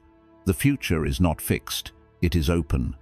Worrying cannot stop change, but openness allows you to meet it with courage. When you accept impermanence, you begin to trust life. You realize you don't need to know every outcome, you only need to be present, to flow with what arises, and to adapt with wisdom. In relationships, impermanence teaches love without attachment. We often love with clinging. We want the other person to stay exactly as they are, to never leave, to never change. But love mixed with attachment always carries fear, the fear of loss. True love, guided by awareness of impermanence, is different. It says, "I love you now, in this moment, as you are. I will not cling to you, nor demand that you stay unchanged. I will cherish this connection while it exists, and if it changes, I will honor that too." This kind of love is free, unconditional, and filled with peace. Even with our own lives, impermanence is a teacher. One day, this body will return to the earth, as all bodies do. This truth is not meant to frighten, but to awaken. When you truly accept that your time is limited, you stop wasting it on meaningless pursuits. You stop delaying what matters most: kindness, growth, peace, love. You realize that what gives life meaning is not how long it lasts, but how deeply it is lived. Impermanence is not a curse. It is what makes every moment sacred. If life were endless, we would take it for granted. Because it is finite, it becomes precious. Meditation on impermanence is a powerful practice in Buddhism. Monks often contemplate the changing body, the aging face, the passing of seasons, the rising and falling of each breath. This is not done to create sadness, but to cultivate clarity. When you see that everything is temporary, you stop clinging so desperately. You begin to live lightly, carrying life like an open palm instead of a closed fist. You walk through the world with humility, knowing that nothing belongs to you forever. Not possessions, not titles, not even your own body. And in that humility, you find freedom. Impermanence also teaches resilience. When you know that change is the law of life, you stop fearing it. You realize that no matter how difficult the present is, it will shift. And no matter how comfortable the present is, it too will shift. This understanding gives you strength. You no longer collapse in despair when difficulties arise, because you know they will pass. You no longer cling desperately when things are good, because you know they too will pass. Instead, you remain steady, balanced, like a mountain watching clouds drift by. And here lies the great paradox. By embracing impermanence, you actually find stability. Because while everything changes, the truth of change itself does not. Impermanence is the one constant. When you stop resisting it, you align with the rhythm of life. You stop fighting the river and learn to flow with it. This alignment brings peace, because you are no longer demanding the impossible that life stay the same. Instead, you move with life as it is, and in that movement, you find harmony. So how do you live this teaching daily? Begin with awareness. Notice change in small things, the way the sky shifts colors, the way your emotions rise and fall, the way a single breath begins and ends. Reflect on impermanence not as a threat, but as a reminder to cherish, to release, to trust. When something joyful happens, savor it fully, knowing it will pass. When something painful happens, endure it patiently, knowing it too will pass. With each experience, remind yourself, this is temporary. Let me meet it with awareness, not clinging. Over time, this awareness becomes natural. You begin to live more lightly, more freely, more gratefully. You stop chasing permanence in a world that cannot offer it, and instead, you discover peace in flowing with life's natural rhythm. You see the good more easily, because you are no longer blinded by fear of loss or desperate clinging. You appreciate what you have, forgive what has passed, and open your heart to what is to come. Impermanence is not something to fear, it is something to embrace. It is the teacher that reminds you to cherish life, the healer that reminds you that pain will pass, the guide that reminds you that growth is always possible. When you truly accept it, you are no longer a prisoner of change. You are free to dance with it. You live each day with gratitude, each moment with presence, and each change with trust. And in that dance, you discover the deepest truth. Everything changes, but peace is always possible. Detach from illusion, seeing reality as it truly is. One of the greatest obstacles on the path to peace is illusion, the false stories the mind creates about ourselves, others, and the world. The Buddha taught that suffering arises because we do not see reality clearly. We cling to appearances, chase after illusions, and mistake temporary things for permanent truths. Like a person lost in a desert, we run toward mirages, believing they will quench our thirst, only to end up exhausted, disappointed, and empty-handed. To reprogram your mind to see the good in life, you must learn to detach from illusion and awaken to reality as it truly is. Illusion comes in many forms. Sometimes it is the illusion of permanence, the belief that things will last forever, that youth will not fade, that relationships will never change, that success will always remain. But life is impermanent, as we explored in the last lesson. When we mistake the temporary for eternal, we suffer. Other times, illusion takes the form of identity we believe. I am this body, I am this job, I am this role, I am this story. We cling to labels and masks, forgetting that we are far more than any role we play. At other times, illusion appears as distorted perception. We see only what our desires or fears allow us to see. We mistake pleasure for happiness, possession for security, appearance for worth. The Buddha compared this to mistaking a rope for a snake in the dark. The rope is harmless, but in your mind, it becomes dangerous. You panic, you suffer, not because of reality, but because of illusion. In the same way, most of our suffering is not caused by life itself, but by the illusions we project onto it. Detaching from illusion does not mean denying life. It means learning to see clearly, with eyes unclouded by desire, fear, or ignorance. Let us begin with the illusion of self. The Buddha taught the doctrine of anatta, or non-self. At first, this can feel unsettling. We ask, if there is no self, then who am I? But look closely. The body you call me is constantly changing cells, dying and renewing, features aging, health shifting. The mind you call me is also in constant motion, thoughts arising and passing, moods shifting, beliefs evolving. What you were 5 years ago is not who you are today, and who you are today is not who you will be tomorrow. The self is not a fixed thing, it is a process, a flow, like a flame that appears solid but is constantly burning anew. When you cling to a rigid sense of self, you suffer. You cling to youth and despair when it fades. You cling to status and despair when it changes. You cling to identity and despair when it is threatened.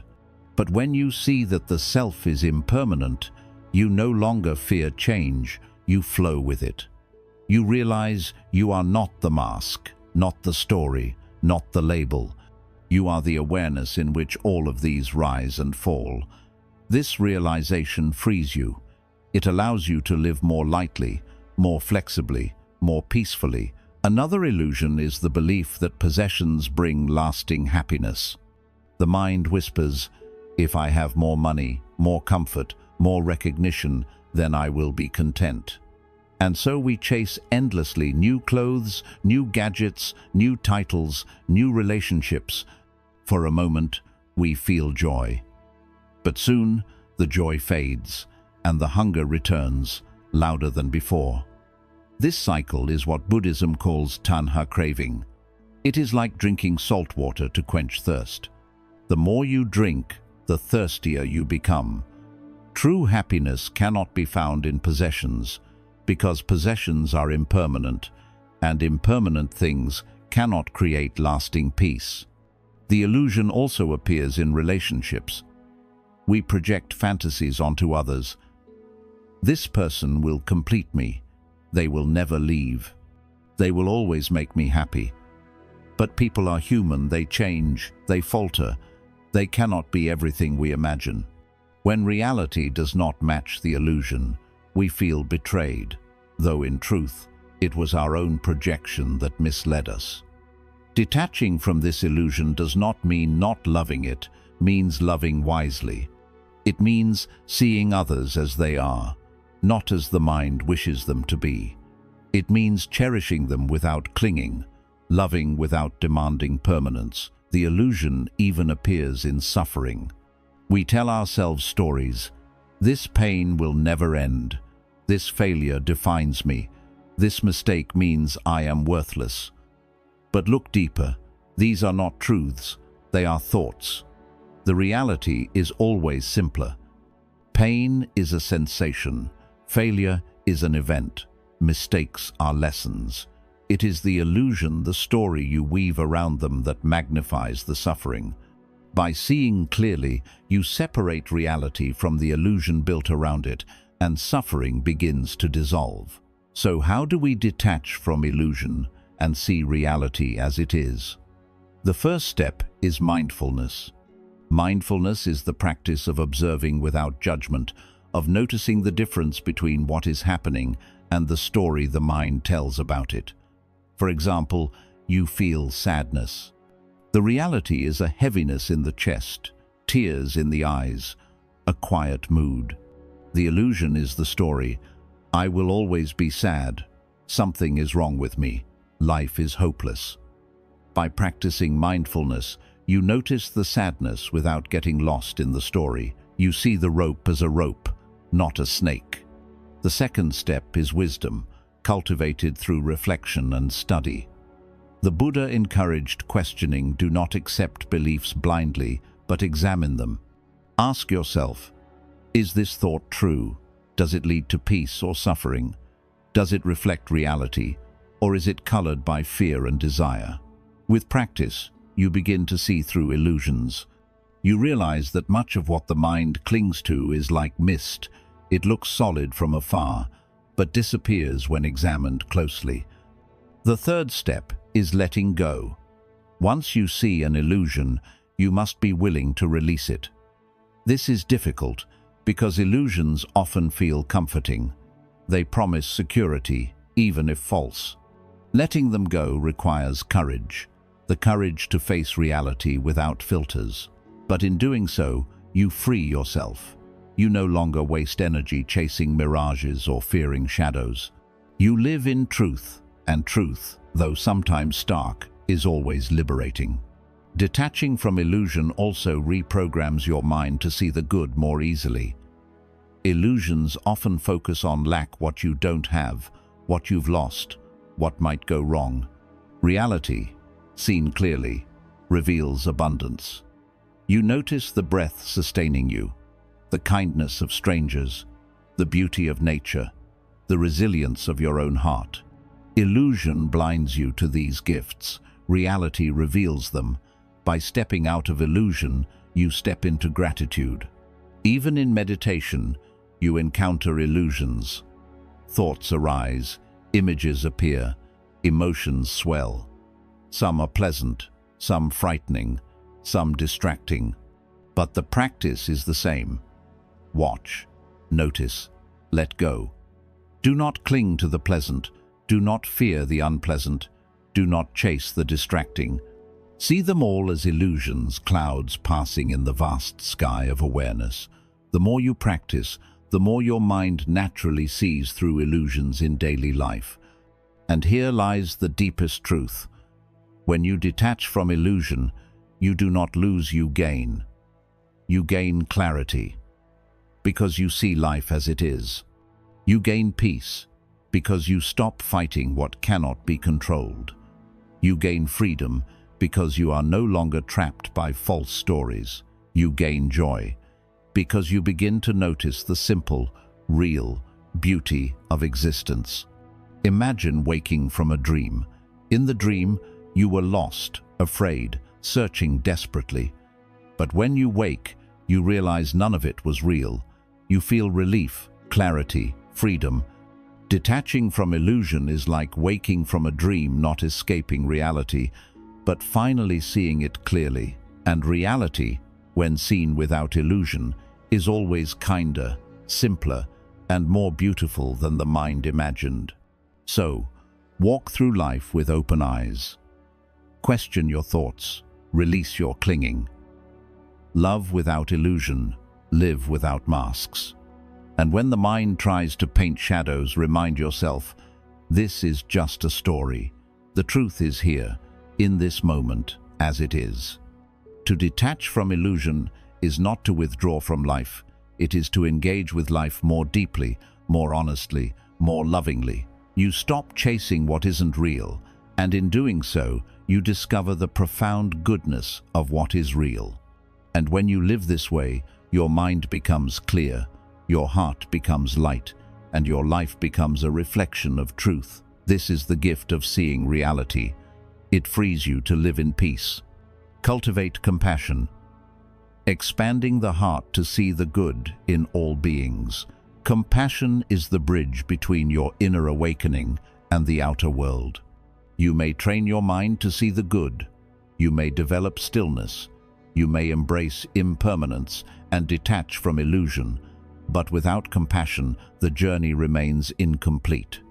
Compassion is the natural flowering of a heart that has tasted freedom, and it is also the most powerful way to reprogram your mind to see goodness everywhere. To cultivate compassion is to expand your heart beyond the narrow walls of self, beyond judgments, beyond divisions, until it embraces all beings equally. This expansion is not weakness, it is strength, because compassion allows you to see clearly while still choosing love.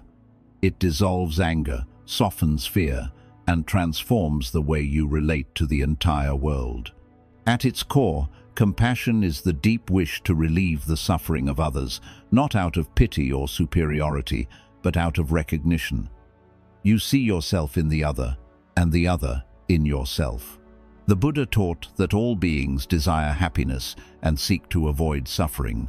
When you realize this truth, walls begin to fall. The person who wronged you is also a being struggling with their pain. The stranger on the street is also a being yearning for love. Even the enemy you once despised is a being caught in ignorance and fear. When you look deeply enough, you see that suffering binds us all, and from that vision, compassion arises naturally. But for most of us, compassion does not come effortlessly. The mind is conditioned to divide, me versus you, friend versus enemy, worthy versus unworthy. We feel compassion for those we like, but not for those who hurt us. We extend kindness to people we know, but ignore the suffering of those far away. The challenge is to expand compassion until it breaks through these barriers. This expansion begins with awareness. Notice how your heart responds to different people. Who do you find easy to forgive, and who do you hold resentment against? Where does your compassion stop? The edge of your compassion is the edge of your growth. One powerful practice is loving kindness meditation, known as metta. In this meditation, you begin by directing compassion toward yourself, saying silently, "May I be safe, may I be healthy, may I be peaceful, may I live with ease." You repeat these phrases gently, planting seeds of kindness in your own heart. Then you expand outward. You direct the same wishes toward someone you love, then toward a neutral person, then toward someone you struggle with, and finally toward all beings everywhere. At first, it may feel difficult to send compassion to someone who hurt you, but with practice, the heart softens. You begin to realize that compassion is not condoning harm, it is freeing yourself from hatred. Hatred poisons the heart of the one who carries it, but compassion cleanses it. Compassion also transforms perception. When you look at others through the lens of judgment, you see only flaws. But when you look with compassion, you see humanity. Instead of thinking, that person is selfish, you think, that person must be hurting to act that way. Instead of, that person is lazy, you think, that person may be carrying burdens I cannot see. Compassion does not deny wrong actions, but it understands the causes behind them. It sees that people act from their conditioning, their wounds, their ignorance. This vision does not excuse harm, but it prevents the heart from being poisoned by hatred. It allows you to respond with clarity and firmness when needed, but without cruelty. Cultivating compassion also changes how you relate to yourself. Many people are harsh critics of themselves, endlessly judging, comparing, and punishing. Yet, if you cannot be compassionate toward yourself, it is difficult to truly be compassionate toward others. Begin by noticing your own suffering, the times you feel fear, loneliness, or failure, and respond with kindness instead of judgment. Say to yourself, I am human, I make mistakes, may I forgive myself, may I learn, may I grow. This self-compassion is not self-indulgence, it is healing. It reprograms your mind to see the good in yourself, to focus on your potential instead of only your flaws. And the more kindness you give yourself, the more naturally it flows toward others. Compassion is also a practice of presence. To be compassionate, you must be willing to truly see another being, not just their words or actions, but their deeper reality. This requires listening without distraction, observing without judgment, and being open without defense. When you sit with someone in their suffering and offer your presence, you are already offering healing. Sometimes no words are needed. Just being there, fully, is compassion in action. In this way, compassion turns relationships into sanctuaries where people feel safe, understood, and valued. But compassion is not limited to people you know. It extends to strangers, to animals, to the natural world, even to those you will never meet. When you see a child crying in the market, compassion moves you to comfort them, even if they are not your own. When you see an animal struggling, compassion guides you to ease its pain. When you see the earth being harmed, compassion compels you to act for its protection. The boundaries of mine and not mine dissolve, replaced by the understanding that all beings are interconnected. Your well-being is tied to the well-being of others. To harm another is to harm yourself. To uplift another is to uplift yourself. This expansion of compassion also reprograms the mind to see goodness. When you cultivate compassion, your attention naturally shifts from judgment to understanding, from resentment to forgiveness, from division to unity. You begin to notice the small acts of kindness around you, the stranger who holds the door, the friend who listens, the child who shares. These moments stand out because compassion tunes your mind to recognize them. The more you cultivate compassion, the more goodness you see. And the more goodness you see, the more compassionate you become. It is a cycle of light, feeding light. Even in conflict, compassion is transformative. When anger arises, ask yourself, what suffering lies behind this anger? When someone lashes out, ask, what pain might be driving this reaction? Compassion does not mean allowing harm or avoiding justice, but it does mean responding without hatred. The Buddha taught that hatred is never ended by hatred, it is ended by love. Compassion is the way to break cycles of violence, whether in families, communities, or nations. It is the path not only to personal peace but also to collective healing. Science now confirms what Buddhism has taught for centuries. Compassion changes the brain. Studies show that practices like loving-kindness meditation strengthen regions of the brain associated with empathy and emotional regulation. Compassion reduces stress. increases resilience, and improves relationships. It even boosts physical health, lowering blood pressure and enhancing immunity. Compassion is not just a noble ideal, it is practical medicine for the mind, body, and spirit. But perhaps the greatest power of compassion is that it reveals the true nature of the heart. Beneath layers of fear, anger, and ignorance, the heart is naturally compassionate. Children show kindness instinctively before society teaches division. Compassion is not something you must import from outside, it is something you uncover within. The practice of compassion is like removing stones from a riverbed. Once the obstacles are cleared, the natural flow of love is revealed. And when it flows, it washes away bitterness, dissolves barriers, and nourishes everything it touches. To cultivate compassion daily, begin with small steps. When irritation arises, pause and ask, "How can I see this with compassion?"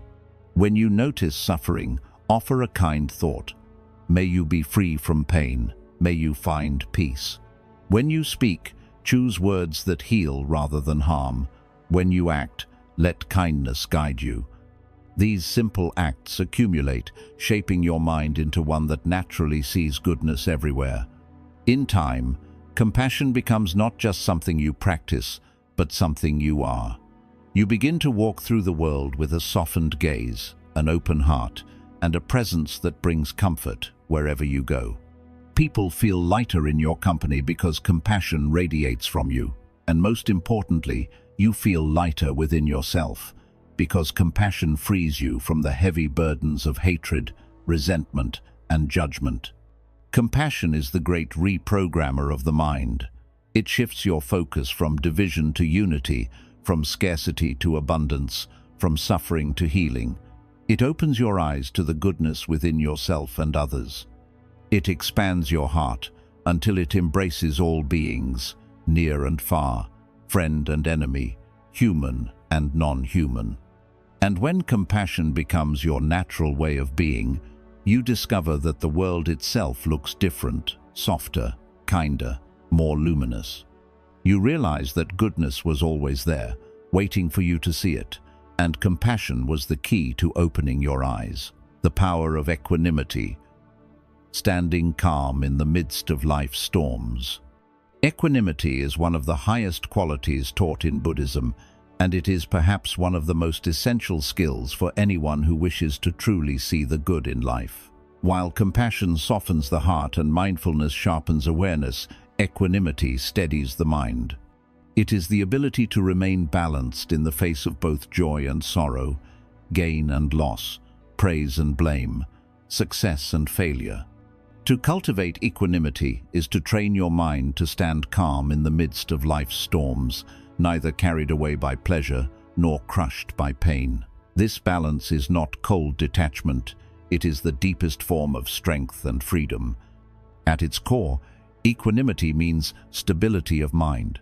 Imagine a mountain. Storms may rage around it, winds may howl, rain may fall, snow may cover its slopes, but the mountain remains unmoved, steady, grounded.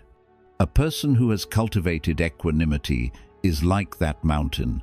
Life brings ups and downs, but they are no longer tossed about by every wave of emotion or circumstance.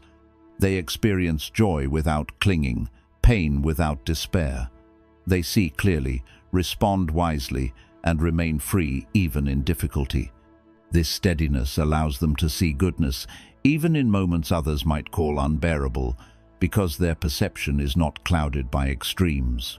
The Buddha described equanimity as one of the 4 immeasurables, alongside loving kindness, compassion, and sympathetic joy.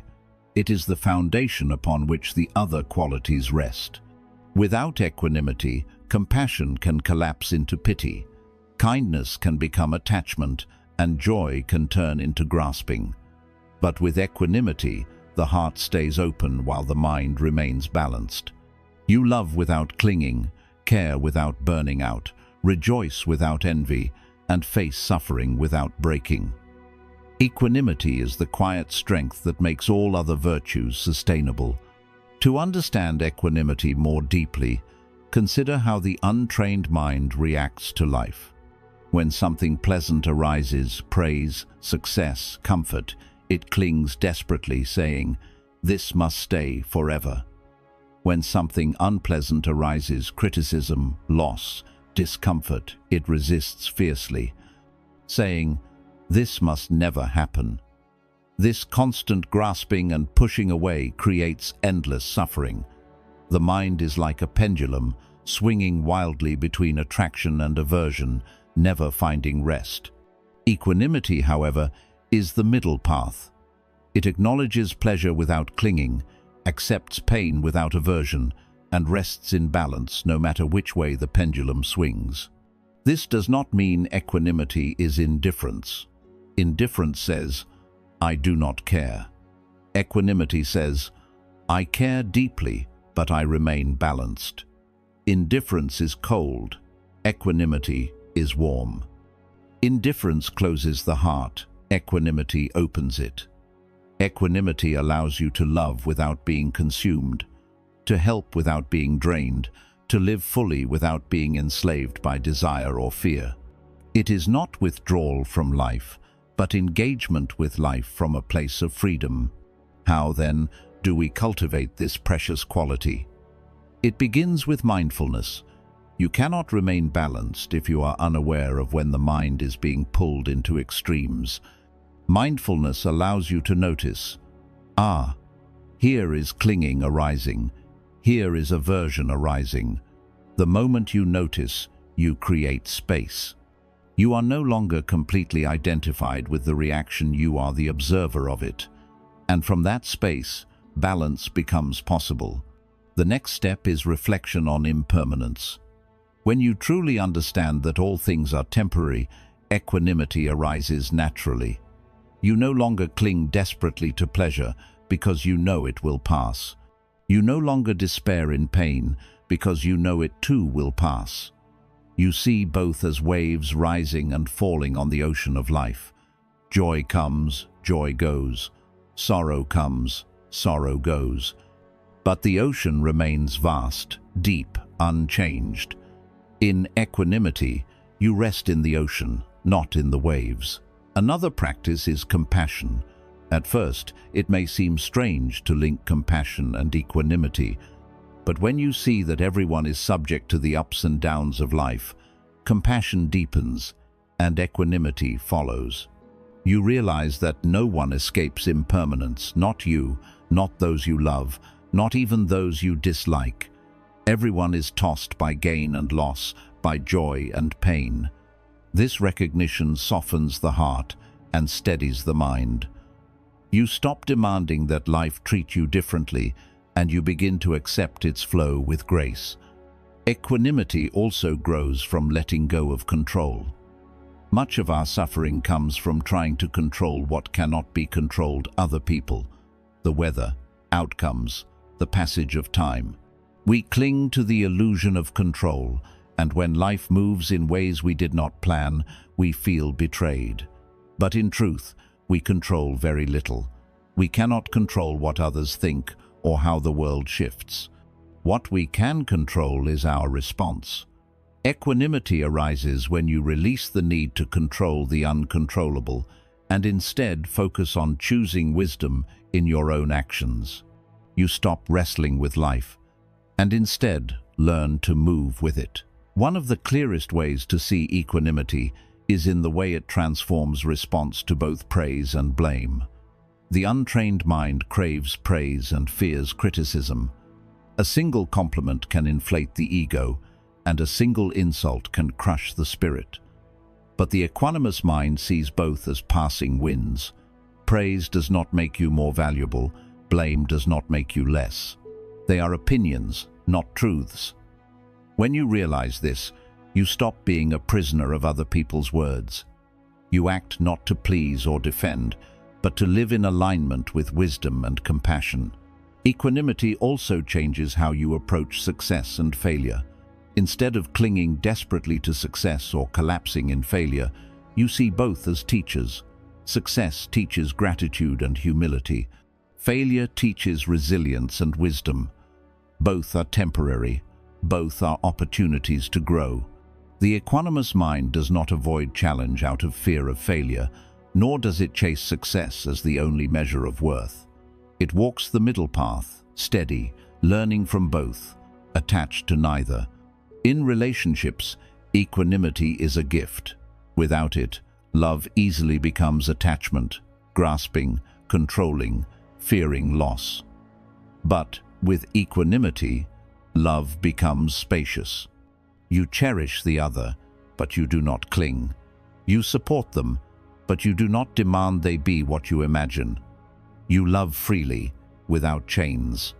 This freedom makes love deeper, not weaker, because it is rooted in respect and trust, not in fear and possession. Equanimity also prepares the mind for compassion on a larger scale. When you see suffering in the world, poverty, violence, injustice, it is easy to feel overwhelmed. Without equanimity, compassion can turn into despair or burnout. But equanimity allows you to face suffering with strength. You acknowledge the pain, you do what you can, but you do not drown in it. You act with wisdom, knowing you cannot control everything, but that every act of compassion matters. Equanimity keeps your compassion sustainable. Science supports this ancient wisdom. Research on meditation shows that practices cultivating equanimity reduce stress, improve emotional regulation, and increase resilience. People with greater equanimity are less reactive to negative experiences and more stable in positive ones. Their well-being is not dependent on external circumstances, but anchored in internal balance. This is the very essence of freedom, not freedom from life's challenges, but freedom within them. The daily cultivation of equanimity begins with small acts. Notice when joy arises, and instead of clinging, simply appreciate, "This is pleasant, and it will pass." Notice when discomfort arises, and instead of resisting, simply acknowledge, "This is unpleasant, and it too will pass." Each time you do this, you strengthen balance. You train your mind not to be enslaved by highs and lows, but to remain steady in the middle path.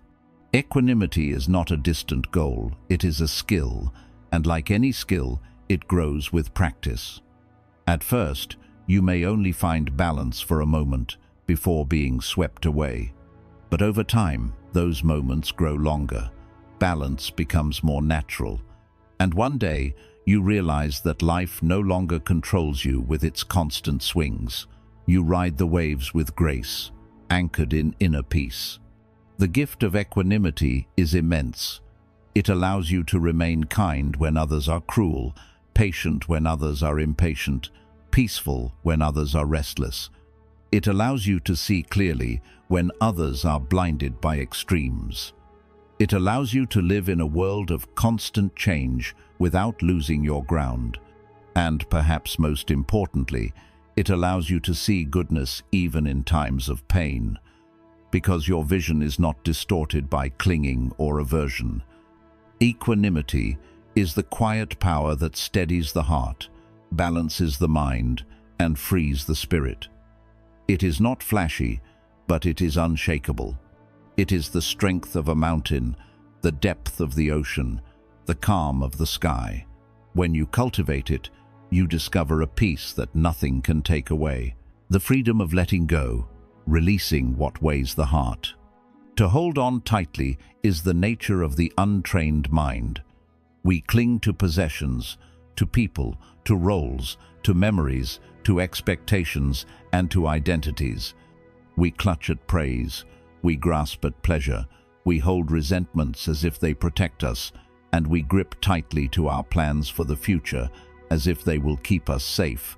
Yet, every act of clinging is also a source of suffering, because what we cling to is impermanent. Everything we hold will eventually slip from our grasp, not because life is cruel, but because change is the law of existence. The Buddha compared clinging to grasping a burning coal with the intent of throwing it at another. In the end, it is your own hand that is burned. True freedom comes not from holding on, but from letting go. Letting go does not mean losing. It does not mean carelessness, neglect, or lack of love. It means releasing the tight grip of attachment so that your heart can breathe, so that your mind can rest, and so that you can love more freely. To let go is to trust life's flow, to stop trying to force what cannot be forced, and to surrender the illusion of control. In this surrender, you do not fall into weakness, you rise into strength. For the one who can let go is not a prisoner of fear, not bound by resentment, not enslaved by desire. The one who lets go discovers peace. Consider the way we cling to possessions. We accumulate, we protect, we defend, as if our worth depended on what we own. Yet possessions wear out, are lost, or are taken away. When we cling, every scratch, every loss, every threat becomes a wound.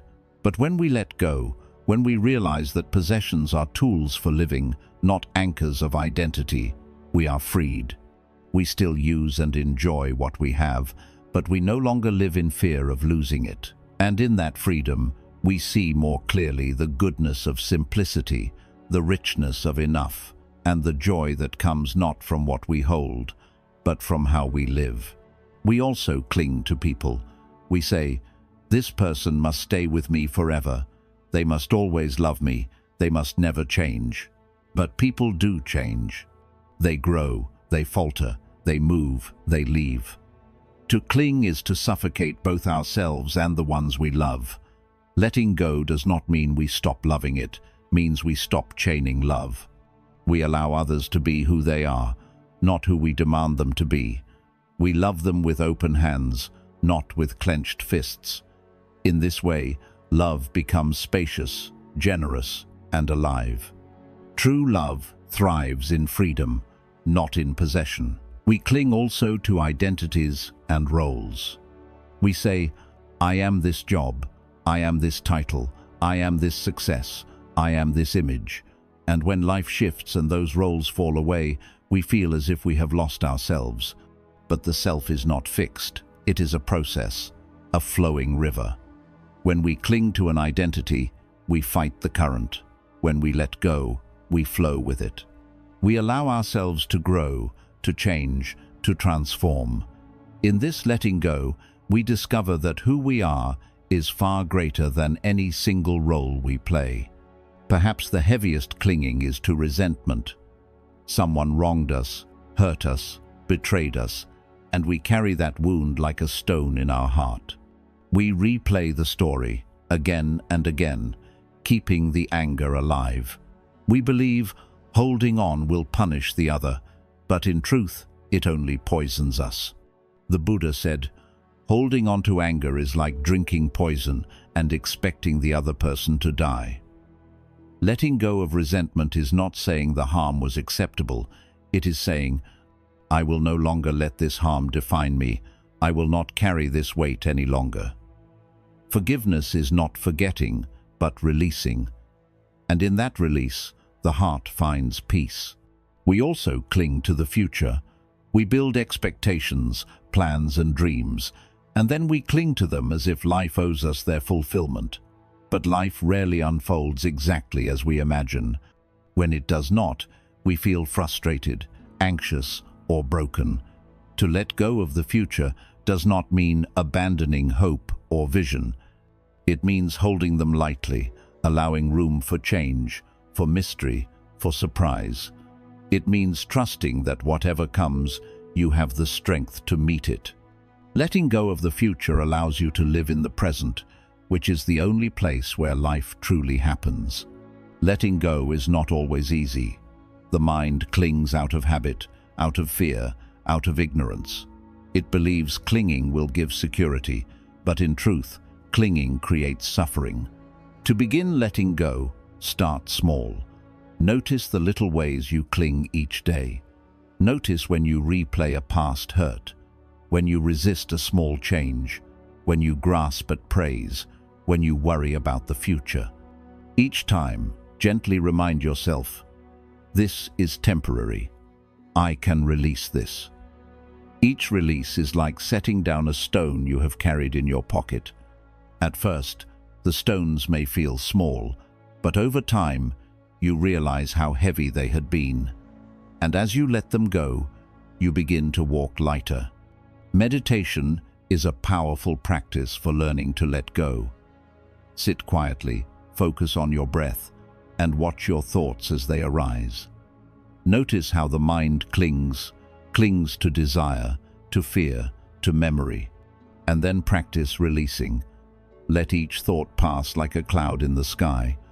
Do not chase, do not resist, simply observe and release.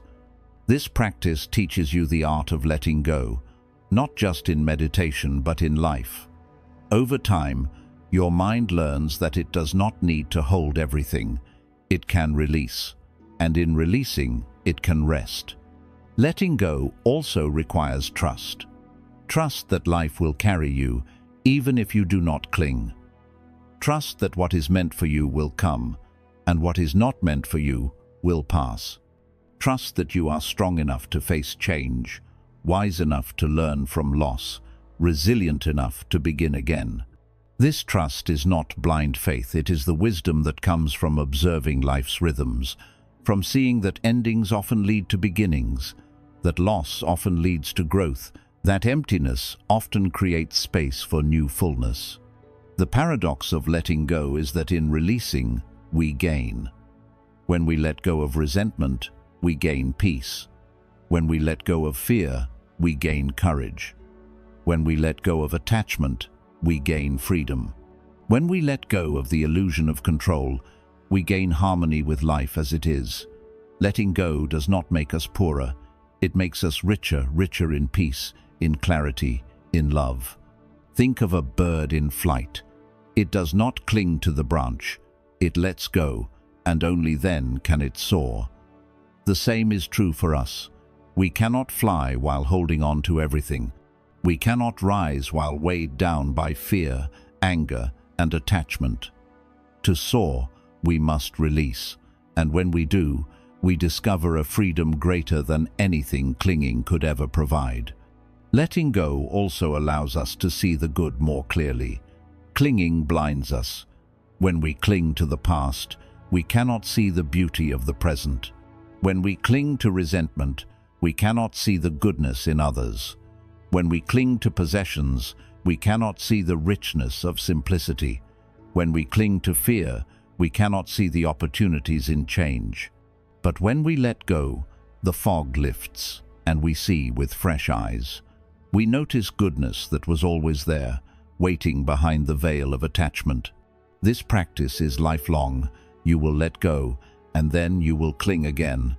But each time you notice, each time you release, you grow lighter, freer, more at peace. Eventually, letting go becomes natural. You no longer cling desperately to each moment because you trust the flow of life. You live with open hands, open heart, open mind. You accept what comes, release what goes, and rest in the freedom of now. The Buddha once said, "You only lose what you cling to." In truth, nothing is ever truly lost, because life itself is constant change. What is lost in one form reappears in another. What ends in one way begins in another. To cling is to suffer. To let go is to live in harmony with this truth. And when you live in harmony with truth, you find peace. The freedom of letting go is not distant. It is here, in every breath.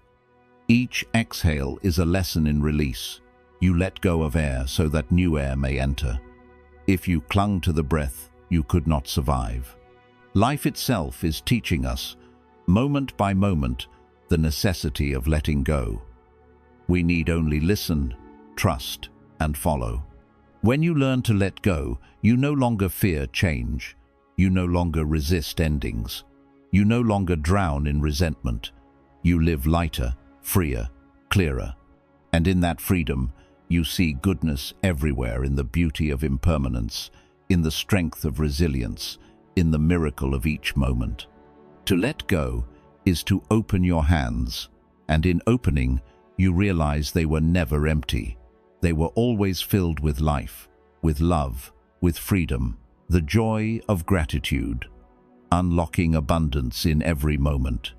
Gratitude is one of the most transformative powers in the human heart. It is the practice of seeing what is already here, recognizing the blessings woven into ordinary life, and celebrating the abundance that surrounds us, even in times of struggle. In Buddhism, gratitude is not just polite appreciation or fleeting thanks. It is a profound reorientation of the mind. It shifts your focus from what is lacking to what is present, from what is missing to what is already given, from complaint to wonder. To cultivate gratitude is to awaken to the truth that every breath is a gift, every moment an opportunity, every encounter a teacher. Gratitude is not about pretending that suffering does not exist. It is about realizing that even in suffering, goodness remains. It is about training the mind to see abundance, even when the world tempts you to see only scarcity. When gratitude takes root in your heart, it changes the way you see everything. Suddenly, the morning sun is no longer just another sunrise. It is a miracle of warmth and light. A glass of water is no longer just a drink, it is life itself, clear and pure. The people around you are no longer just background figures, they are companions on the shared journey of existence. Gratitude turns the ordinary into extraordinary, the simple into sacred, the fleeting into eternal. This shift does not require wealth, success, or perfect circumstances. It requires only awareness. Why is gratitude so powerful? Because the mind is often conditioned to dwell on what is missing. It is quick to notice problems, quick to compare, quick to complain. You may achieve something wonderful, but the mind immediately asks, "What's next? What more can I get?" This constant hunger blinds you to what you already have. Gratitude interrupts this cycle. It teaches the mind to pause and recognize, this is enough, this is precious, this is good. In that pause, the restless craving begins to dissolve, and peace takes its place. Gratitude is not naive, it does not deny pain or difficulty. Rather, it broadens perspective.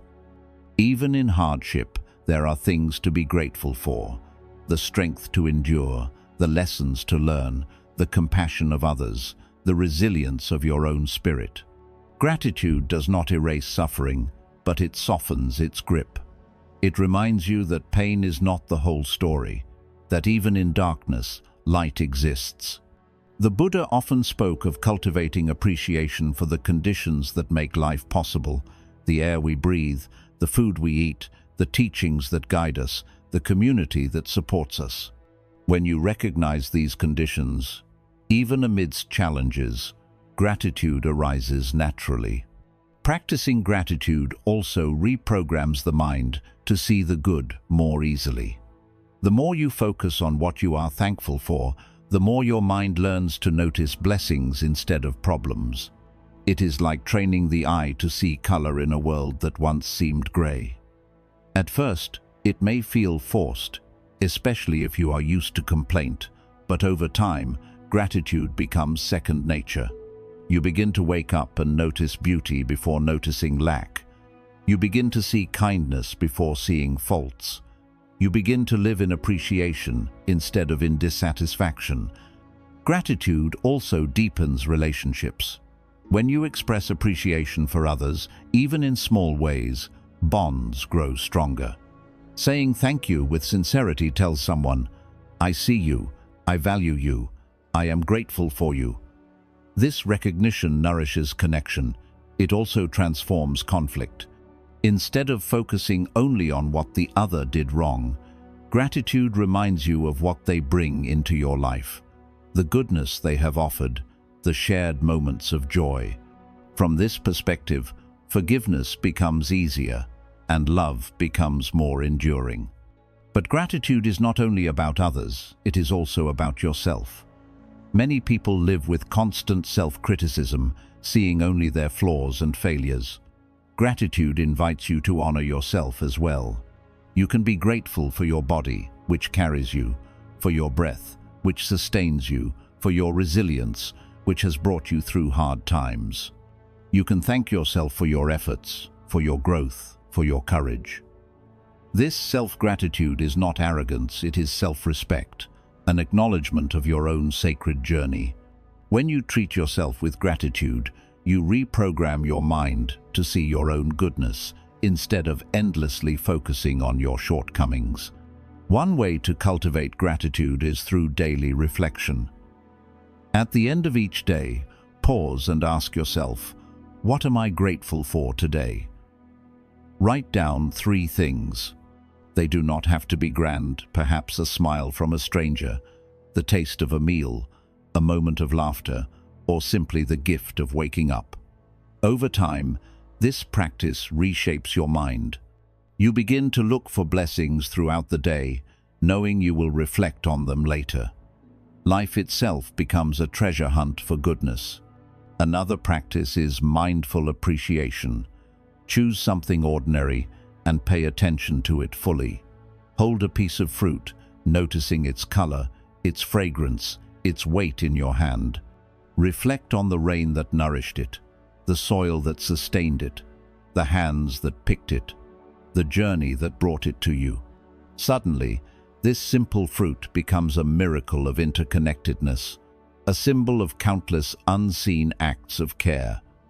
Gratitude is born not just from what you notice, but from how deeply you notice it. Gratitude also requires humility. To be grateful is to admit that you are not self-sufficient, that your life is supported by countless others. Every meal you eat depends on farmers, laborers, truck drivers, storekeepers. Every word you speak depends on teachers, ancestors, and cultures that gave you language. Every breath you take depends on trees, oceans, and the balance of the earth. Gratitude dissolves the illusion of separateness. It shows you that you are woven into a vast web of life, and in this recognition, you naturally feel reverence, respect, and care. This humility also protects gratitude from entitlement.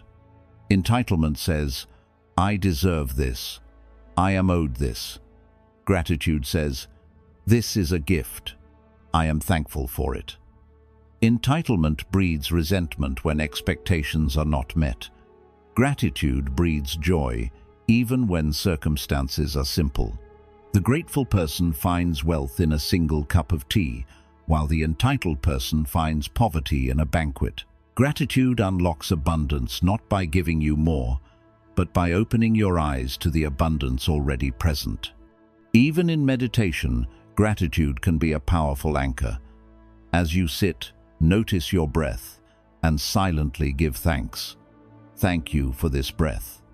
Thank you for this body that allows me to sit here. Thank you for this moment of peace. With each breath, gratitude deepens. This practice shifts meditation from effort to appreciation. It turns the act of sitting into a celebration of life itself. Gratitude also prepares the heart for compassion. When you are grateful, your heart is open, soft, and generous. You see the gifts you have received, and you naturally wish to share them.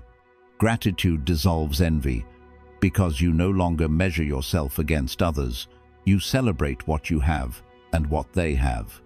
Gratitude dissolves greed, because you no longer feel constant lack, you feel full, and fullness leads to generosity. A grateful heart naturally extends goodness outward.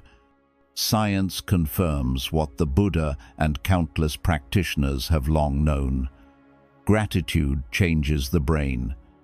It activates areas linked to happiness, reduces stress, improves sleep, and strengthens resilience. People who practice gratitude regularly report greater life satisfaction, stronger relationships, and better health. Gratitude is not only spiritual wisdom, it is practical medicine for the mind and body. Yet the greatest power of gratitude is spiritual. It brings you into direct contact with the miracle of existence.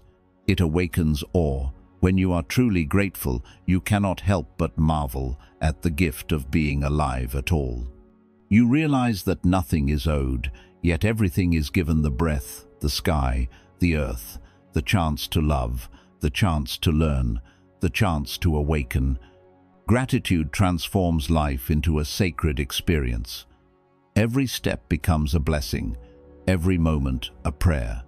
Living with gratitude does not mean life will always be easy. You will still face loss, hardship, and sorrow. But gratitude gives you strength to face them. It reminds you that even in the midst of pain, beauty exists. It reminds you that you have endured before, and you can endure again. It reminds you that no matter what is taken, life still offers gifts.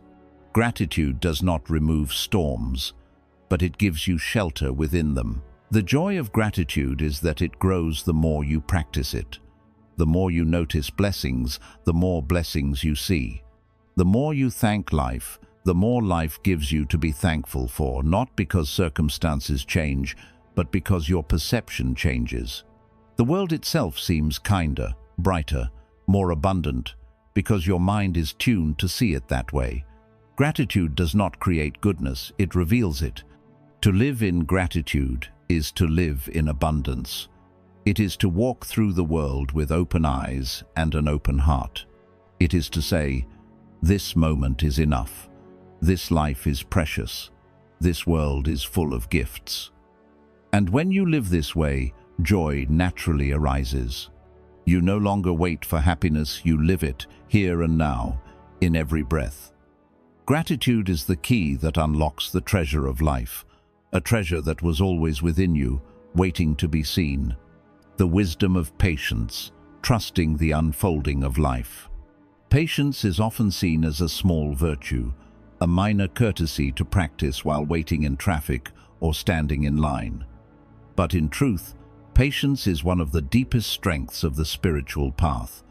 The Buddha taught that impatience comes from craving the restless desire for life to be other than it is, faster than it is, easier than it is. Impatience is the refusal to dwell in the present, the constant demand that reality bend to the will of our own timelines. Patience, by contrast, is wisdom.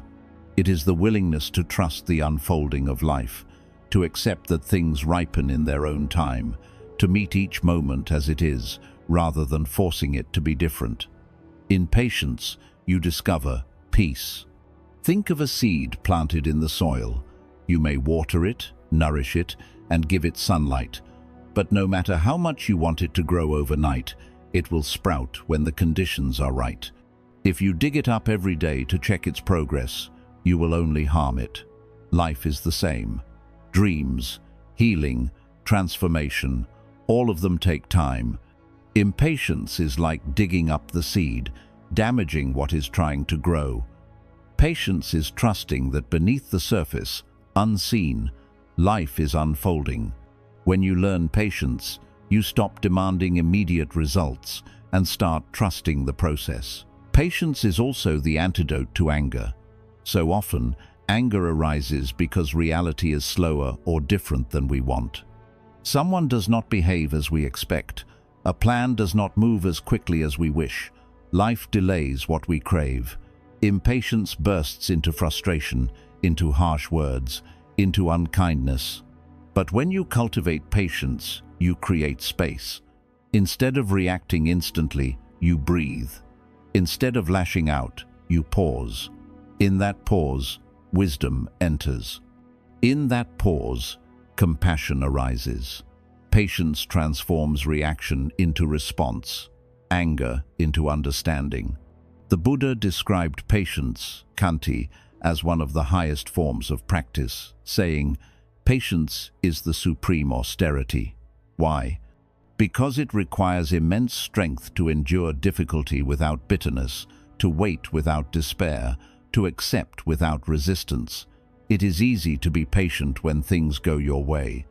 True patience is tested when life does not meet your desires, when others challenge your peace, when your efforts take longer than you hoped.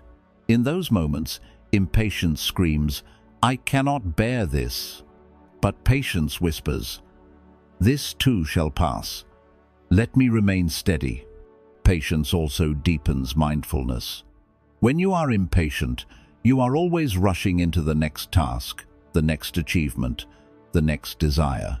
You miss the present moment because you are fixated on the future. Patience brings you back. It says, "This moment is enough. Let me be here fully." In this way, patience is not only about waiting for the future, it is about being alive in the present. It teaches you that life is not only in the big milestones, but in the small steps between them. The waiting itself can be sacred if you meet it with presence. Patience also teaches humility. It reminds you that you are not the master of time, that life moves according to its own rhythm, not yours. The seasons change when they will. The body heals at its pace. Wisdom ripens gradually. When you cultivate patience, you bow to this greater rhythm. You release the arrogance of thinking you can force everything to happen on your schedule. Instead, you learn to align with the flow of life, trusting that what is meant for you will arrive at the right time. One of the most profound aspects of patience is how it allows you to see the good even in struggle.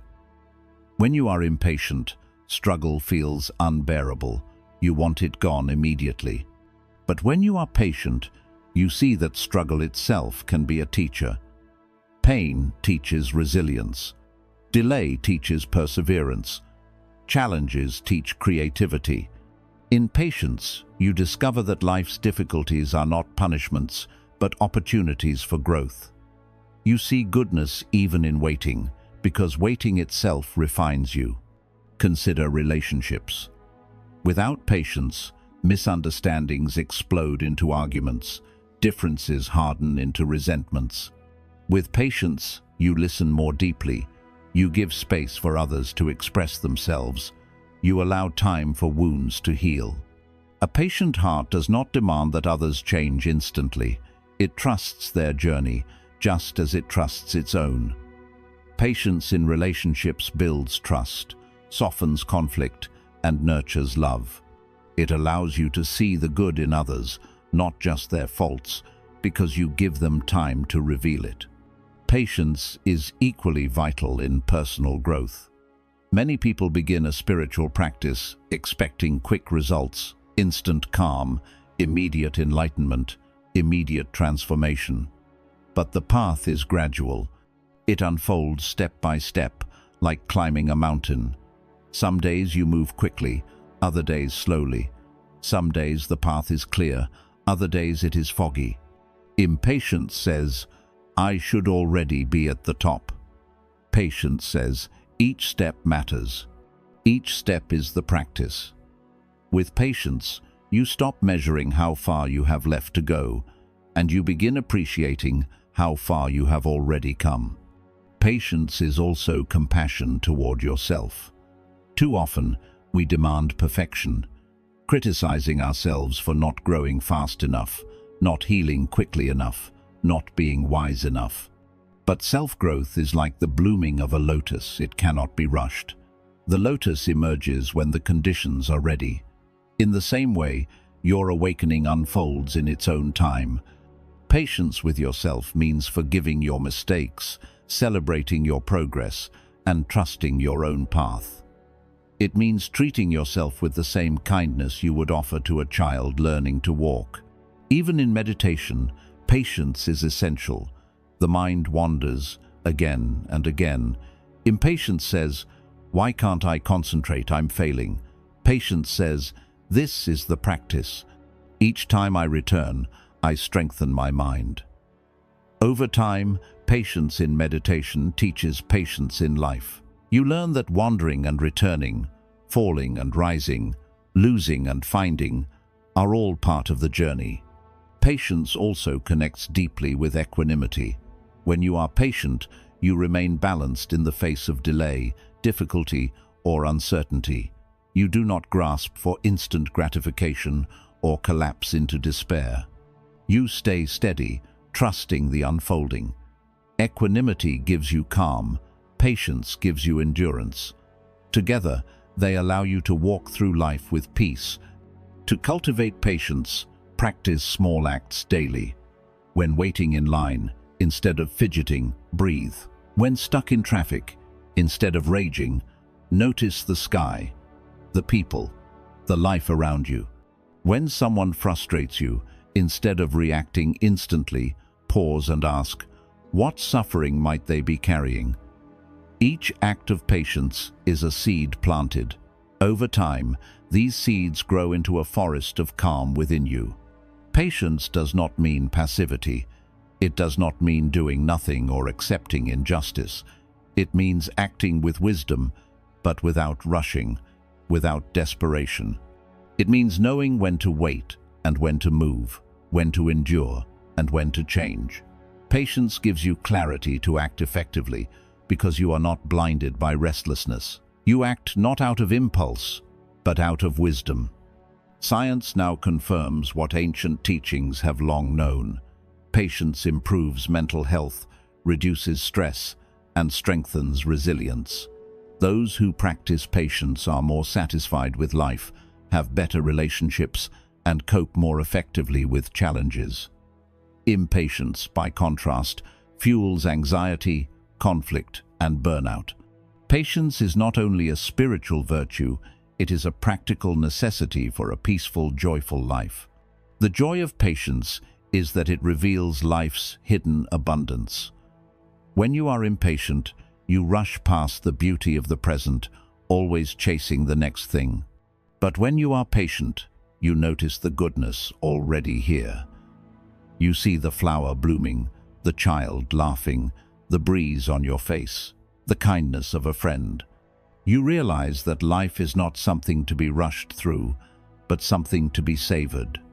Patience opens your eyes to the richness of each moment.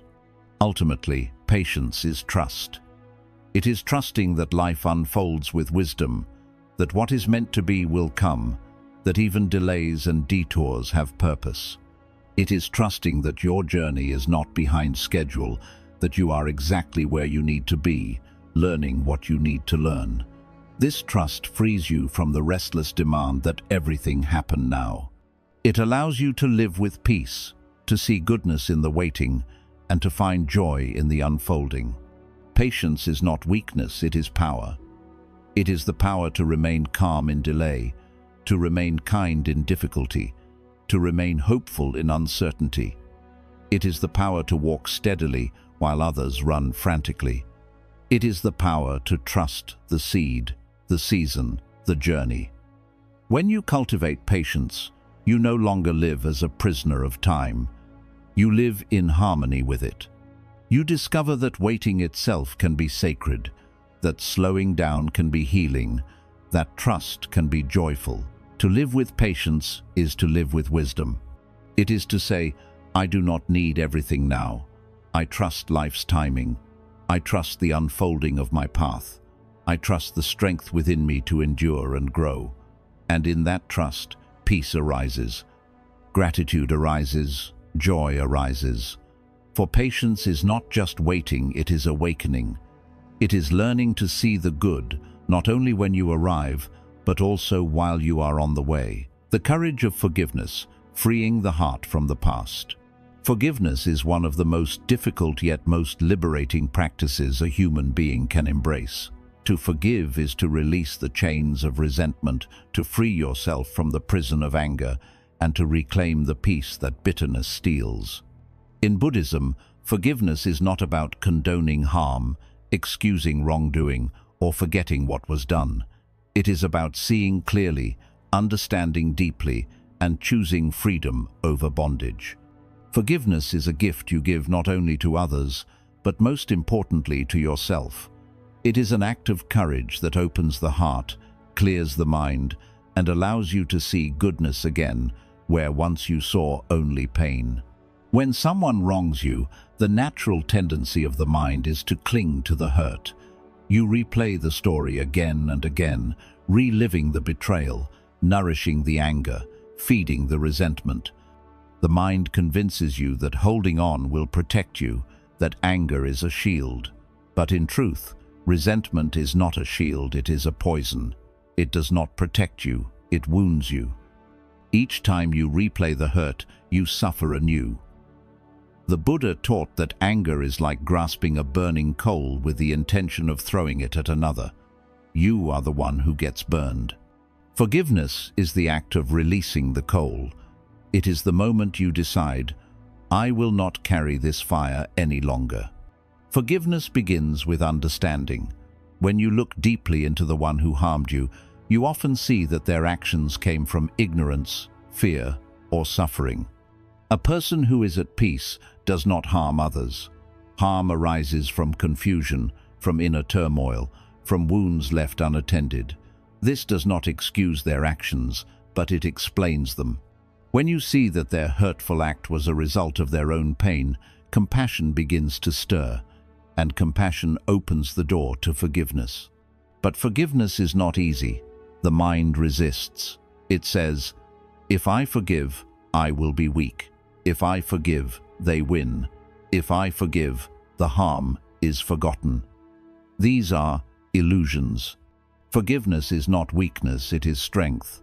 It takes far greater courage to release hatred than to cling to it. Forgiveness does not mean the other wins. It means you reclaim your own power, no longer enslaved by their actions. Forgiveness does not erase memory, it transforms it. The harm remains in history, but it no longer dominates your present. Forgiveness is also not always immediate. It unfolds in layers, like peeling the skin of an onion. At first, the hurt may be too raw, the wound too deep. That is natural. To force forgiveness prematurely can itself be harmful. Instead, begin by setting the intention. Say to yourself, I wish to forgive.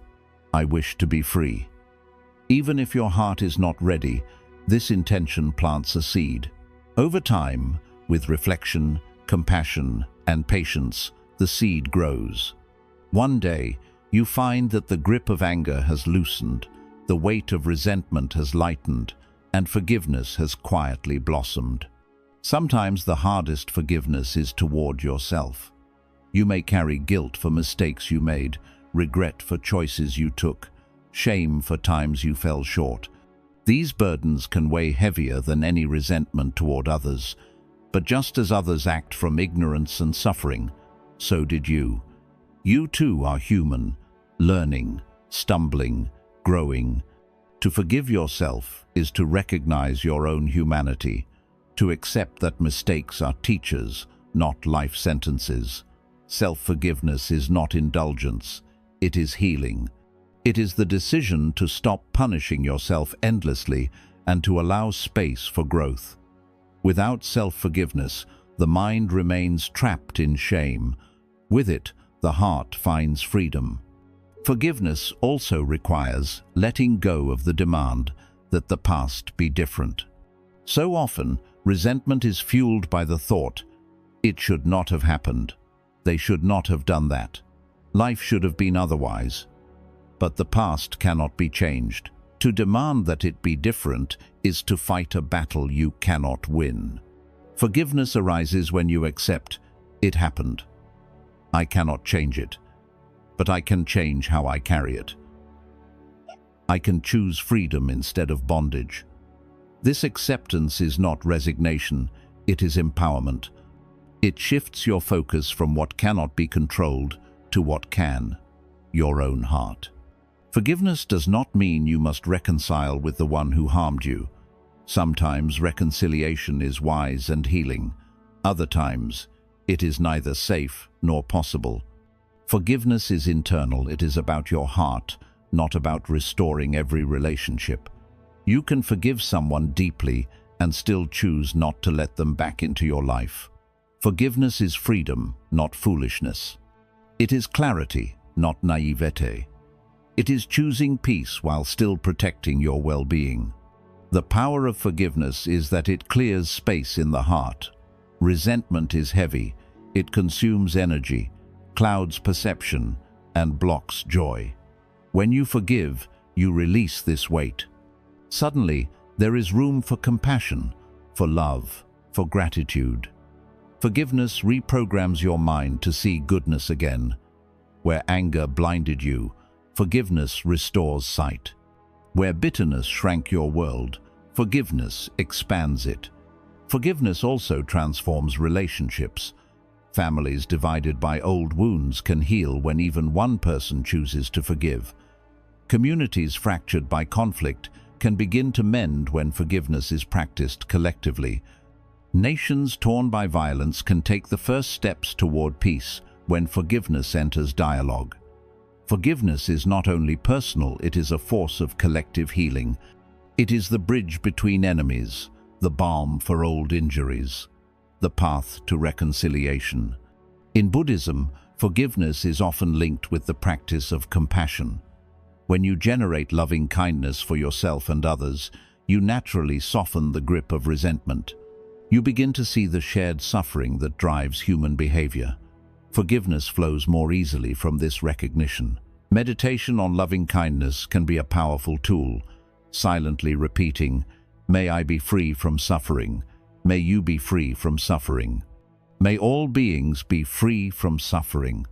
With time, these words seep into the heart, dissolving barriers of anger and replacing them with compassion. Science supports what Buddhism has long taught. Forgiveness benefits not only the soul, but also the body.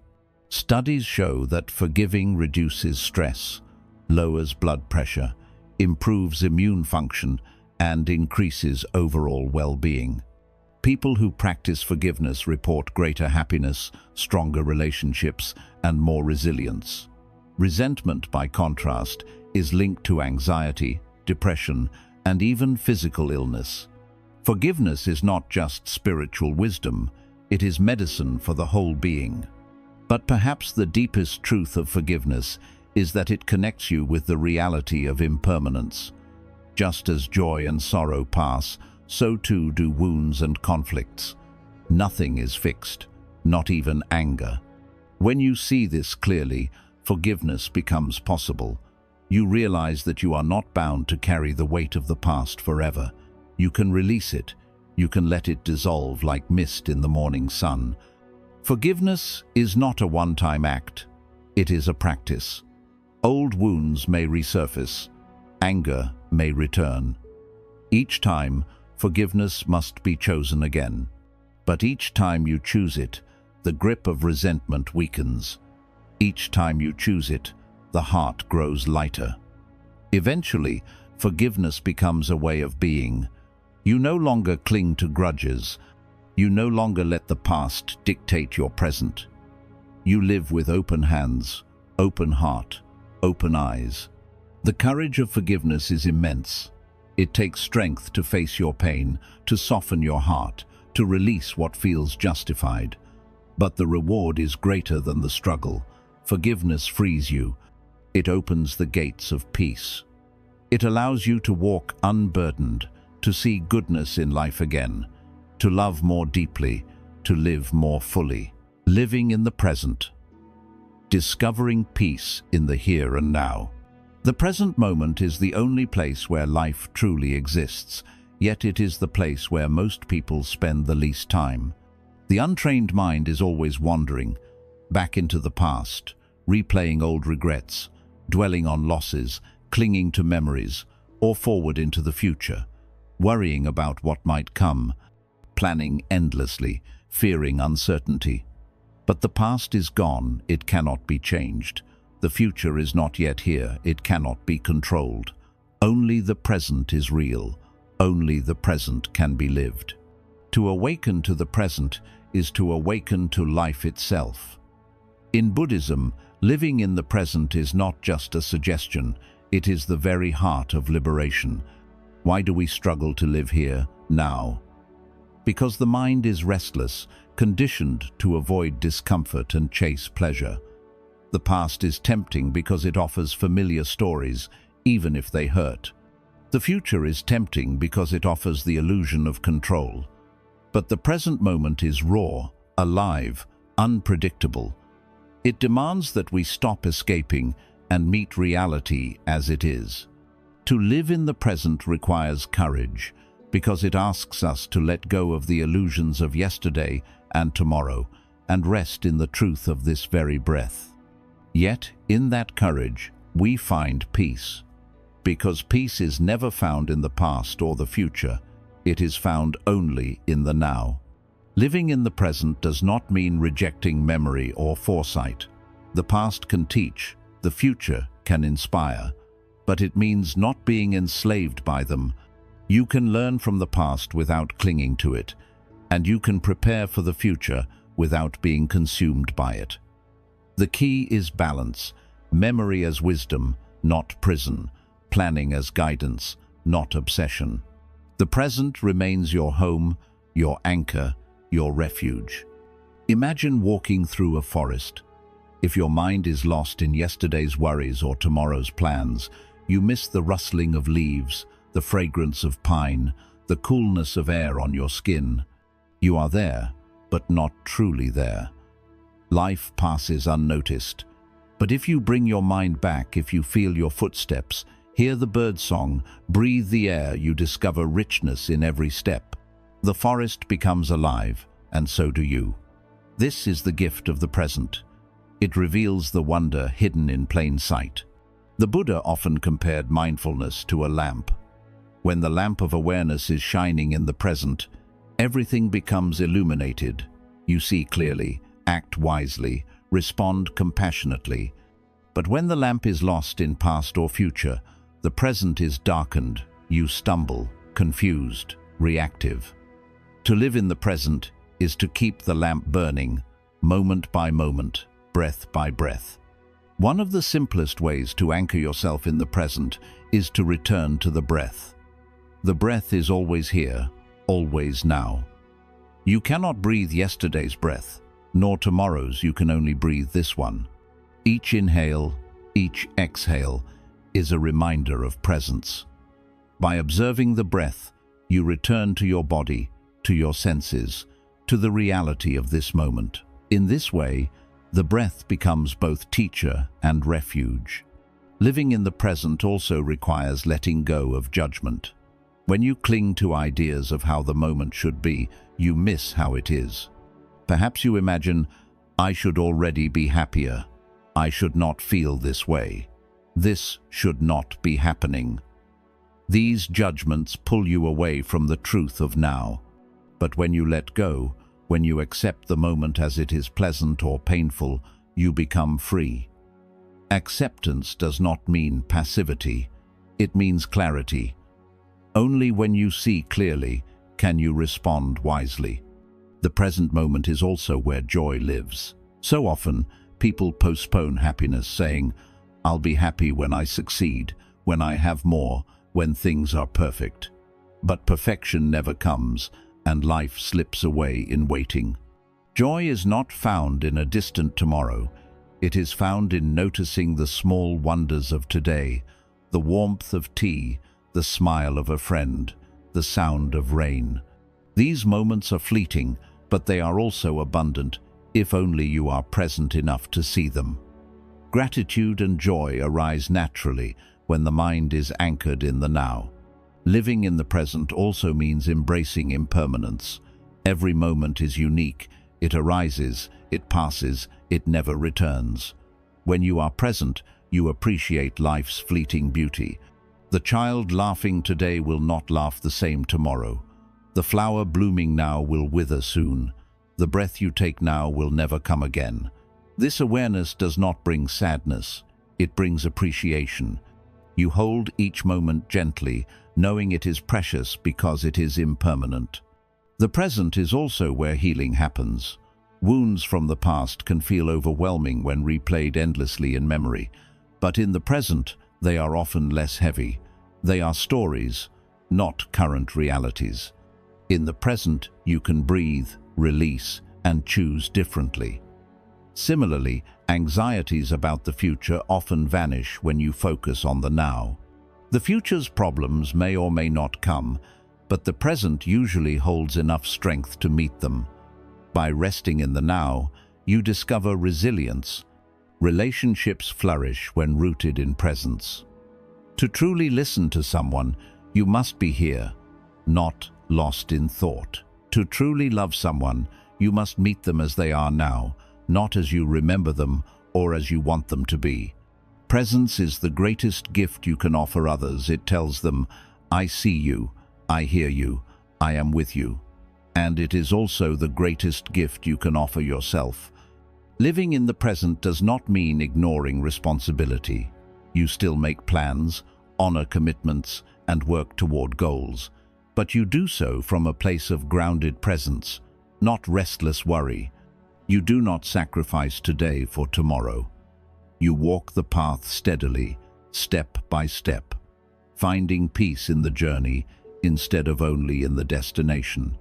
Meditation is the art of returning to the present again and again. The mind wanders, that is its nature. But each time you notice and return, you strengthen awareness. Over time, presence becomes not just a practice, but a way of being. You walk, eat, work, rest, all with mindfulness, all with awareness of the now. Life itself becomes meditation.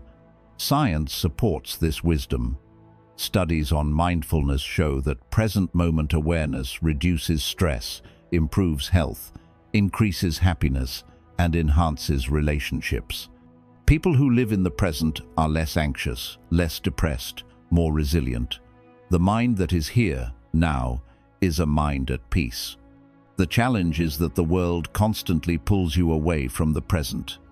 Technology, advertising, culture, all encourage distraction, comparison, longing for more. To live in the present requires resistance to this pull.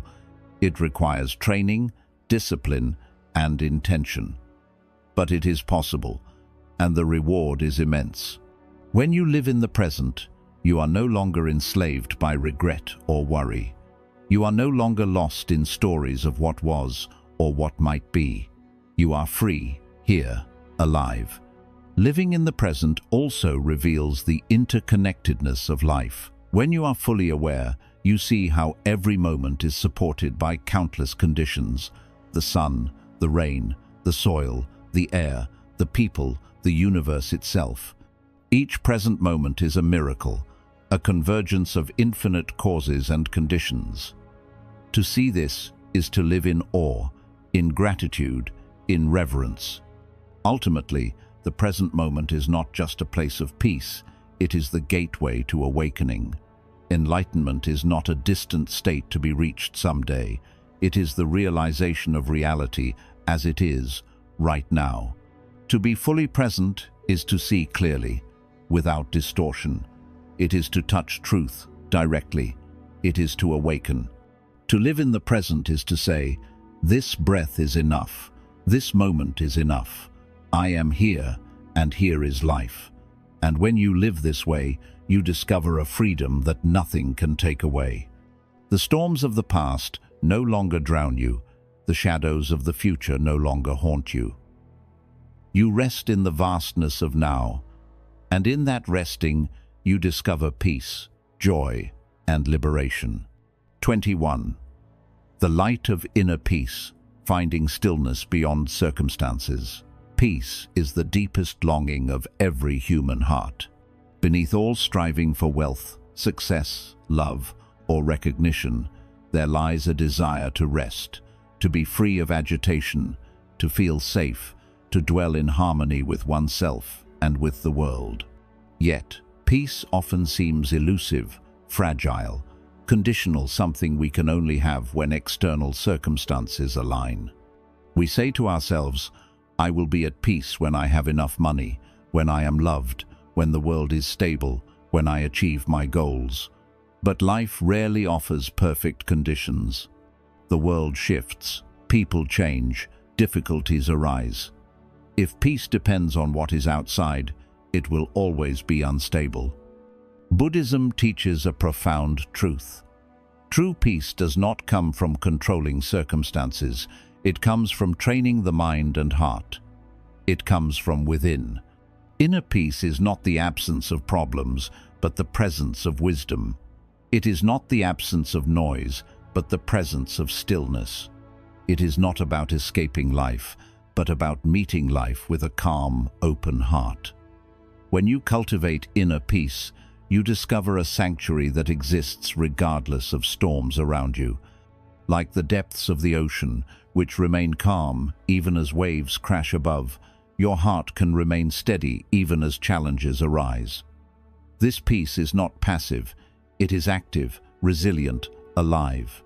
The mind without training is restless, like a monkey leaping from branch to branch.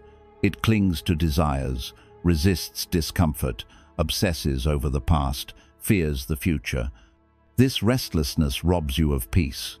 Inner peace arises when you learn to calm this monkey mind, not by force, but by gentle awareness. Through mindfulness, meditation, and self-compassion, the mind settles, like muddy water clearing when left still. In that clarity, peace naturally emerges. Consider how much energy is lost to inner conflict. You argue with yourself, criticize yourself, compare yourself, judge yourself. You carry grudges, regrets, fears, endless what-ifs. This inner noise drowns out peace. But when you practice letting go of perfection, of control, of constant judgment, you create space. Into that space flows peace. Letting go is not giving up. It is giving yourself permission to rest. It is saying, I do not need to fight every battle. I can be gentle with myself. I can be here, now, as I am. Peace also grows when you align your life with your values. Much of inner turmoil comes from living out of harmony, saying one thing but doing another, chasing goals that do not reflect your heart, living to please others while ignoring your soul. When you align actions with values, words with truth, choices with compassion, the inner conflict softens. You no longer waste energy pretending or hiding. You live authentically, and authenticity is fertile ground for peace. Inner peace is also nurtured by compassion. When you treat yourself and others with kindness, the heart softens. Anger, hatred, and resentment dissolve. Compassion does not mean allowing harm or ignoring boundaries. It means seeing the humanity in yourself and in others. It means recognizing suffering and responding with care rather than hostility. Compassion is like cool water poured on the flames of anger. It soothes, heals, restores balance. A compassionate heart is a peaceful heart. Meditation is one of the most powerful tools for cultivating inner peace. By sitting quietly, focusing on the breath, and observing thoughts without judgment, you train the mind to settle. At first, the mind resists, wandering endlessly. But with patience, the gaps between thoughts grow longer, the restlessness softens, and a deep calm emerges. This calm is not something you create, it is something you uncover, like discovering a clear sky hidden behind passing clouds. Meditation reveals that peace has always been within you, waiting to be remembered. Gratitude also opens the door to peace. When you focus on what is missing, the mind is restless, dissatisfied, grasping. When you focus on what is present, the gift of breath, the warmth of sunlight, the kindness of others, the heart rests. Gratitude shifts your perspective from lack to abundance, from agitation to contentment. It reminds you that even in difficulty, there are blessings. Peace is not found in having everything, but in appreciating what is already here. Stillness is another path to peace. In modern life, constant activity and stimulation keep the mind unsettled. Phones buzz, screens flash, demands pull at every moment. To cultivate peace, you must sometimes withdraw into stillness, not as an escape, but as nourishment. Sit in silence, walk in nature, breathe deeply. In stillness, the noise of the world fades, and you hear the quiet voice of your own heart. This voice is gentle, wise, steady. It guides you back to peace. But inner peace does not mean life will always feel easy. Pain, loss, and uncertainty will still come. The difference is how you meet them.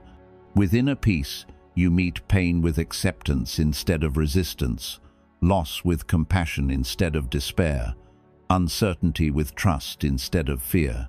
You may still feel sorrow, but it does not overwhelm you. You may still feel anger, but it does not control you. You may still feel fear, but it does not paralyze you. Inner peace is not the end of emotion, it is the balance that allows emotion to move through without drowning you. Peace also comes from perspective. When you zoom in on every small inconvenience, life feels unbearable.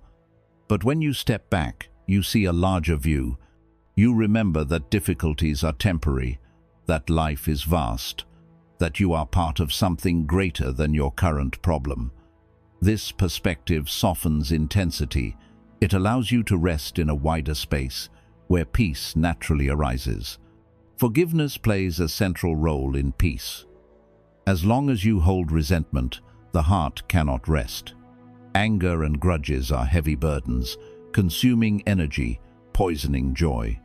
To forgive is to release this weight, to choose freedom over bitterness. Forgiveness does not mean forgetting or condoning.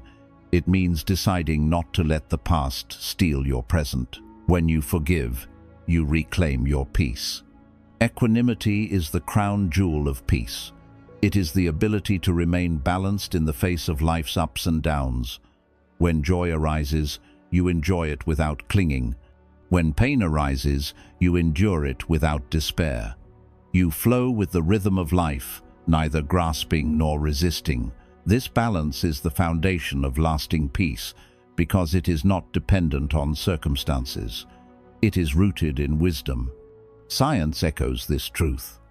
Studies on mindfulness, meditation, and compassion show that they reduce stress, improve health, increase resilience, and enhance well-being. Inner peace is not just spiritual, it is practical, measurable, transformative. It strengthens the body, calms the mind, and opens the heart. Ultimately, inner peace is not something you seek outside, it is something you uncover within. It is already present, beneath layers of fear, anger, and desire. Like the still depths of a lake beneath rippling waves, peace is your true nature. The work is not to create peace, but to remember it, to quiet the noise, soften the heart, and return to the stillness that has always been within you. To live in inner peace is to live in freedom. You are no longer a prisoner of circumstances, no longer tossed by every wave of life. You carry a sanctuary within you, a light that cannot be extinguished. No matter what the world brings, you can return to this light, this stillness, this truth. And from this place, you see the good more easily. You notice beauty, kindness, and love, where once you saw only problems. You radiate peace outward, touching others, calming conflicts, healing wounds. The light of inner peace is the greatest gift you can give yourself and the world. It begins with a breath, with awareness, with compassion. It grows with practice, with patience, with forgiveness. And it becomes your natural state when you stop chasing what is outside and turn inward. To find peace, you do not need to wait for life to be perfect. You need only stop, breathe, and remember, peace is here, in this moment, in this breath, in this heart. When you dwell in it, you are free. When you embody it, you become a light for others, and in that light, life itself becomes good. 22. The path of non-attachment, freedom in simplicity. Non-attachment is often misunderstood. Many hear the word and imagine coldness, indifference, or a lack of care. But in Buddhism, non-attachment is not detachment from love, joy, or life. It is freedom from clinging. It is the ability to love without chains, to experience joy without fear of loss, to engage with life fully without being enslaved by it. Attachment is not the same as love. Attachment says, "You must stay with me, you must never change, you must give me what I want." Love says, "I honor you as you are, I cherish the time we share." I release you to be free. Attachment is born of fear. Non-attachment is born of wisdom. The root of suffering, the Buddha taught, is clinging, grasping at what we like, resisting what we dislike, and demanding permanence in a world of impermanence. We cling to possessions, to relationships, to identities, to ideas, to pleasures, to achievements. But everything we cling to is changing, unstable, passing. When change comes, as it always does, clinging turns to suffering. Non-attachment is not rejecting these things, it is enjoying them without trying to chain them. It is saying, "This is beautiful, and I am grateful, and when it passes, I will let it go." Think of holding a handful of sand. If you grasp it tightly, it slips through your fingers, but if you hold it gently, it rests easily in your palm. Life is the same. When you clutch desperately, you lose. When you hold lightly, you are free to enjoy. Non-attachment is this gentle holding, engaging with life fully, but without suffocating it. Non-attachment does not mean indifference to people. In fact, it deepens love. Attachment is often selfish. It seeks to possess, to control, to use others for our happiness. Non-attachment allows love to breathe. It is love that wishes well-being for others, even if it does not benefit us. It is love without conditions, without demands. When you practice non-attachment, you do not love less, you love more purely. You love not from fear of loss, but from joy of connection. Non-attachment also brings freedom in possessions. Our culture teaches us that happiness comes from having more wealth, more status, more things. But the more we have, the more we fear losing. Possessions demand protection, attention, energy. Clinging to them creates anxiety. Non-attachment does not mean rejecting possessions, but seeing them for what they are, tools for living, not sources of identity. You use and appreciate them, but you do not build your worth upon them. With non-attachment, you can enjoy abundance without being enslaved by it, and you can endure loss without being destroyed by it. The same applies to ideas and beliefs. Attachment to ideas makes us rigid, intolerant, unable to grow. We cling to opinions, identities, labels, convinced they define us. But wisdom is spacious. It allows for change, for learning, for humility. Non-attachment to ideas means being open to truth wherever it arises. It means holding beliefs with sincerity, but also with lightness, willing to release them when wisdom deepens. This openness is not weakness, it is strength, because it is rooted in truth, not in fear. Non-attachment also frees us from the tyranny of pleasure and pain. The mind, untrained, chases pleasure desperately and resists pain fiercely, but pleasure fades, and pain is inevitable. Clinging to pleasure leads to craving. Clinging to pain leads to despair. Non-attachment does not deny pleasure or pain. It allows you to experience them fully, without bondage. You enjoy pleasure without addiction, and you endure pain without being crushed. You remain balanced, steady, free. The practice of non-attachment begins with awareness. Notice the small ways you cling each day. To your phone, to your schedule, to being right, to being liked. Notice the anxiety that arises when what you cling to is threatened. Each time, ask yourself, can I hold this more lightly? Can I release this, even a little? Each release is a taste of freedom. Over time, the habit of clinging weakens, and spaciousness grows. Meditation is a powerful training in non-attachment.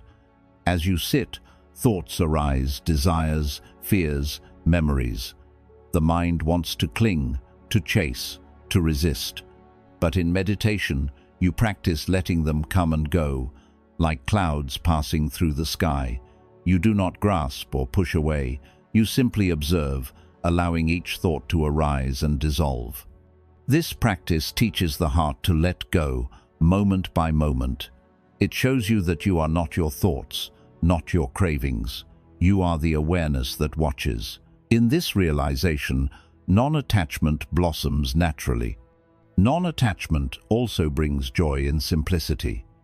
When you stop clinging, you no longer need constant consumption, constant achievement, constant validation. You find contentment in what is simple: a breath, a smile, a meal, a walk. You see that happiness does not come from adding more, but from needing less. Simplicity is abundance without burden. It is the quiet joy of enough. Relationships transform through non-attachment.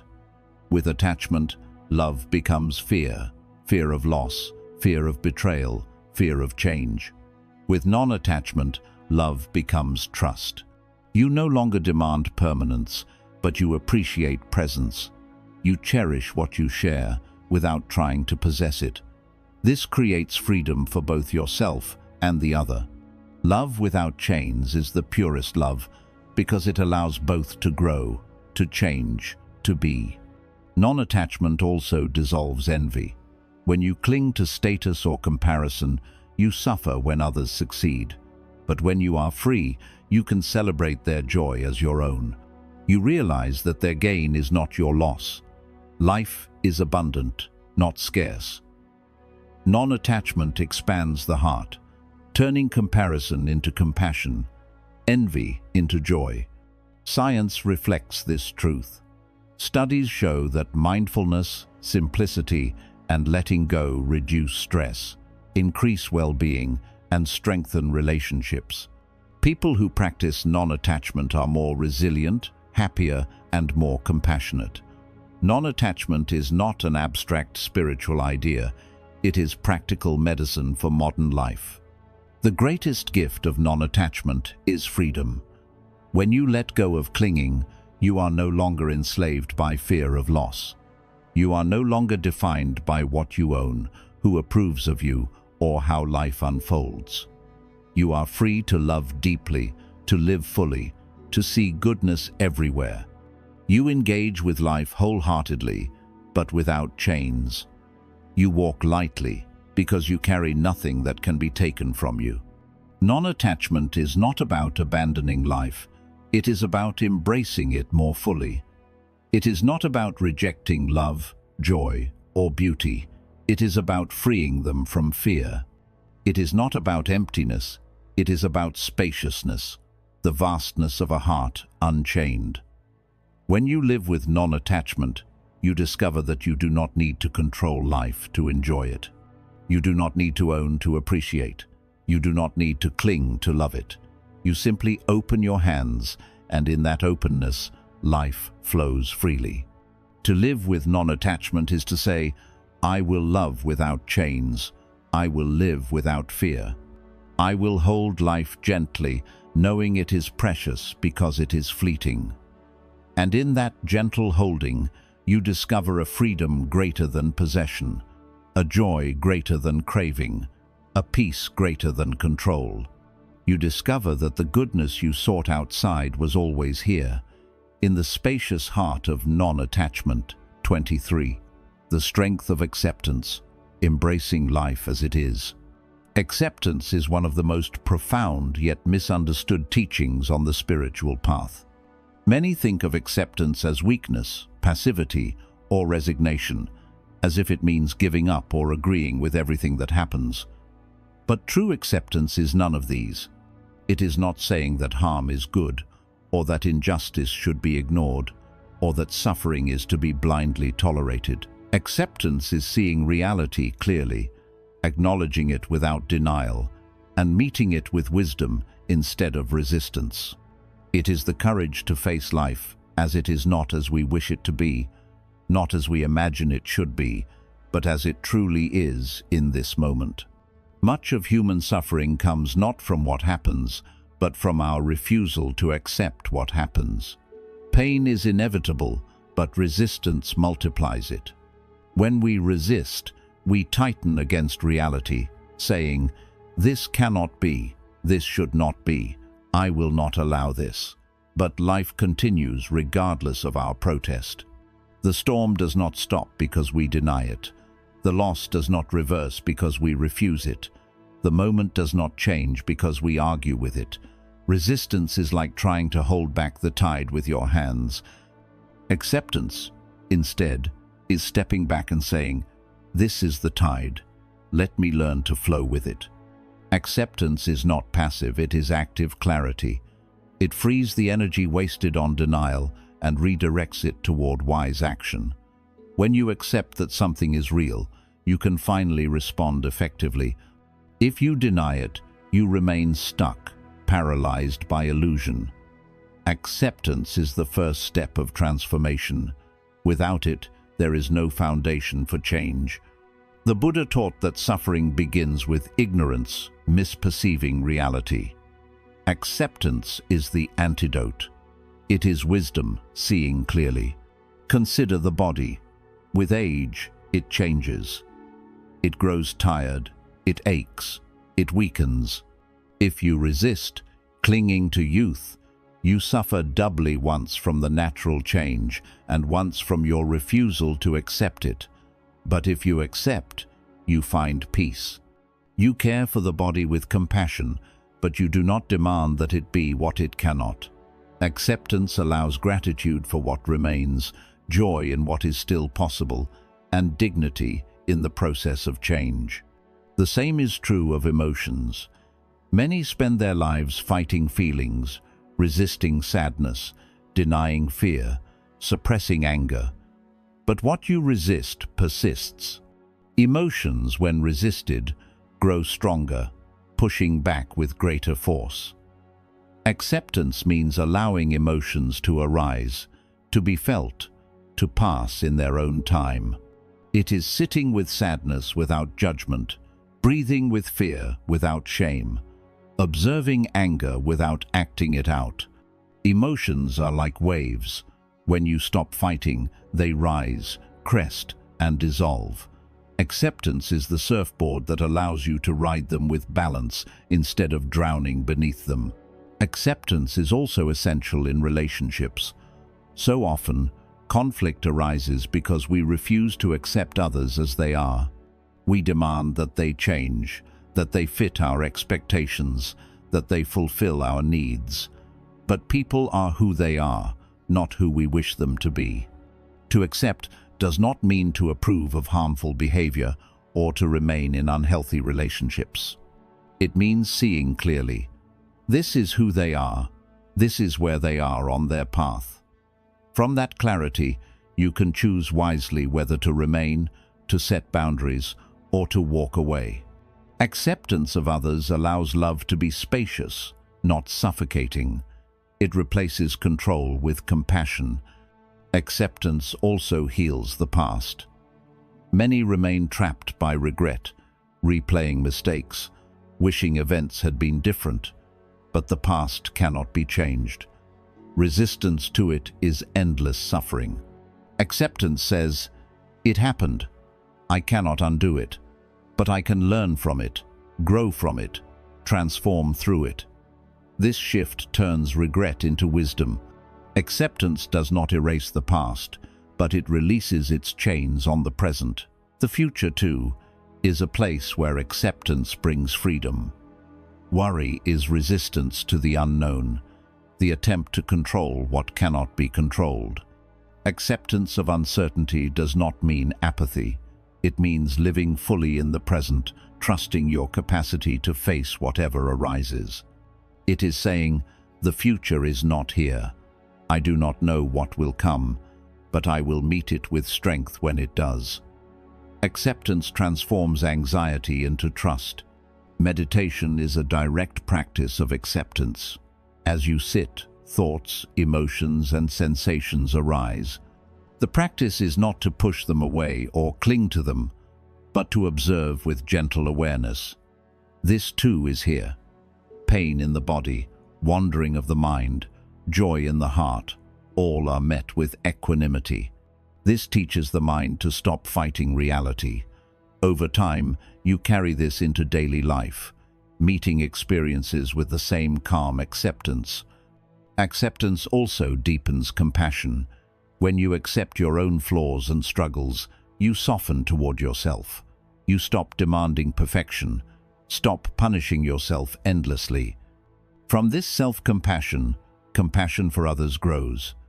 You see that everyone struggles, that everyone has wounds, that everyone is learning. Acceptance allows you to meet others, not with judgment, but with kindness. Science confirms what these teachings reveal. Acceptance reduces stress, increases resilience, improves mental health, and enhances relationships. Resisting reality fuels anxiety, depression, and conflict. Accepting it brings calm, clarity, and strength. This is not resignation, it is empowerment. Acceptance is not the end of action, it is the beginning of wise action. If you are ill, acceptance does not mean doing nothing. It means acknowledging reality and then seeking treatment. If injustice arises, acceptance does not mean allowing it. It means seeing it clearly and then responding skillfully. Acceptance gives you the ground to act effectively because you are no longer blinded by denial or overwhelmed by resistance. The strength of acceptance is that it reveals goodness even in difficulty. When you stop fighting reality, you can see its gifts. A loss teaches impermanence and gratitude.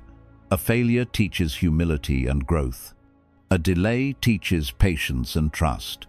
None of these are easy, but all contain seeds of wisdom. Acceptance allows you to see them, to learn, to grow, instead of remaining trapped in bitterness. Acceptance also opens the door to peace. Resistance is tension, constant struggle. Acceptance is release, the exhale after holding your breath too long.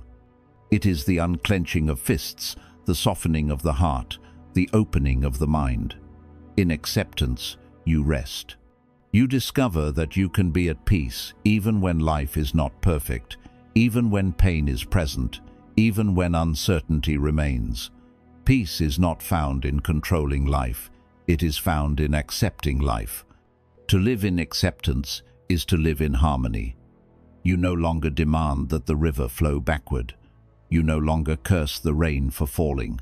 You no longer waste energy fighting what cannot be changed. You flow with life as it is, meeting it with courage, compassion, and wisdom. This does not mean you stop striving for goodness. It means you strive without resistance, without illusion, without despair. You work with life, not against it. The strength of acceptance is not small, it is immense. It is the strength to face pain without denial, to face change without fear, to face impermanence without clinging.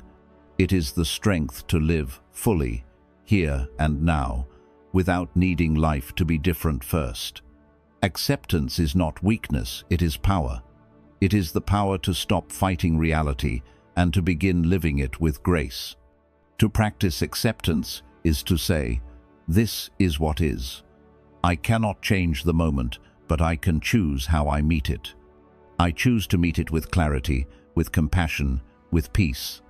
And in that choice, suffering dissolves, wisdom grows, and freedom begins. 24. The balance of equanimity, standing calm in the storms of life. Equanimity is one of the highest treasures of the spiritual path. It is the state of balance that allows the heart to remain steady in joy and in sorrow, in gain and in loss, in praise and in blame.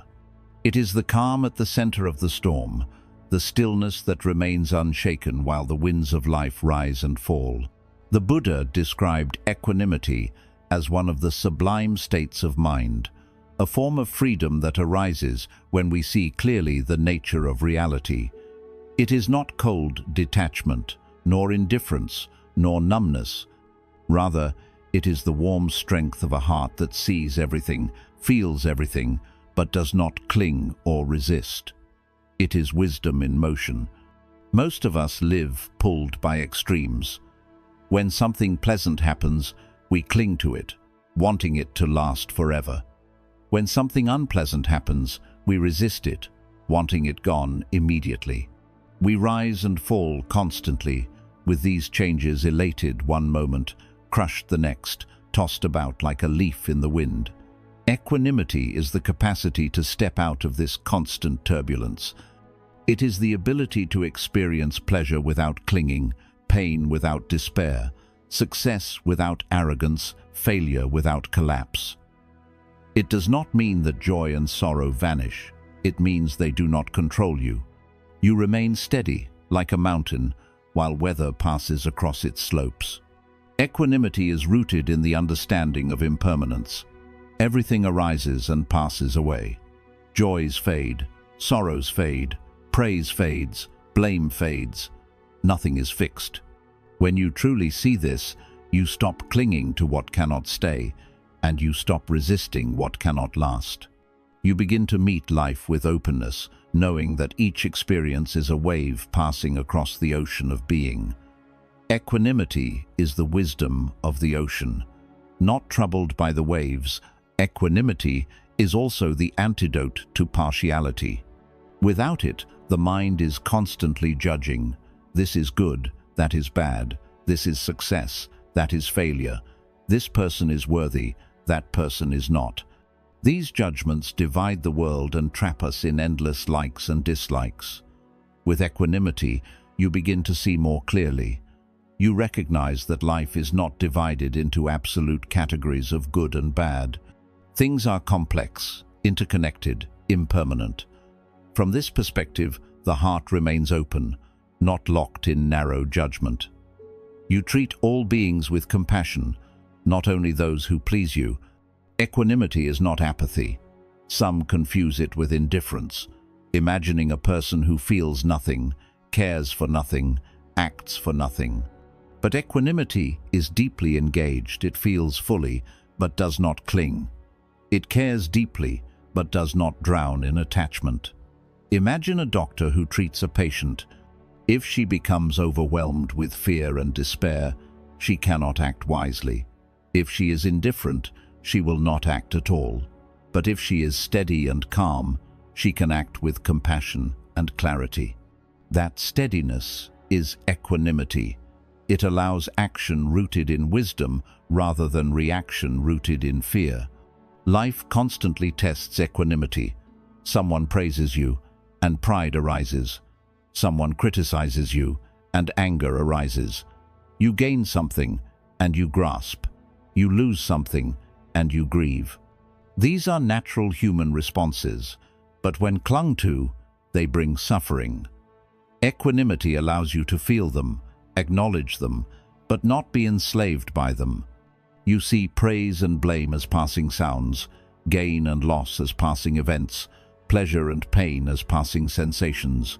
You remain free in the midst of them. Meditation is a powerful training ground for equanimity. As you sit, sensations arise, an itch, a pain, a pleasure. The mind wants to react, scratch, move, cling. But if you observe without reacting, you learn to watch sensations arise and pass without losing balance. The same happens with thoughts and emotions. They come and go, like clouds in the sky. Through this practice, the mind becomes steady. You carry this steadiness into daily life, meeting each experience with calm awareness. Equanimity also grows from compassion. When you see the suffering of others, the heart naturally feels sadness. But if you cling to this sadness, it becomes despair. Equanimity allows compassion to be sustainable. It is the balance that lets you continue caring without burning out. It says, yes, suffering exists. Yes, I will help where I can. But I will not collapse under the weight of it. I will remain steady so that I may help more. In this way, equanimity strengthens compassion rather than weakens it. Equanimity also requires trust. Trust in the unfolding of life. Trust in the law of cause and effect. Trust in your own capacity to meet whatever arises. Without trust, the mind is anxious, trying to control everything. With trust, you relax. You stop demanding certainty and allow life to flow. This trust is not blind, it is based on wisdom. on seeing the truth of impermanence and interdependence. You recognize that everything changes, that you cannot control it all, but that you can meet it with balance. Science reflects this ancient teaching.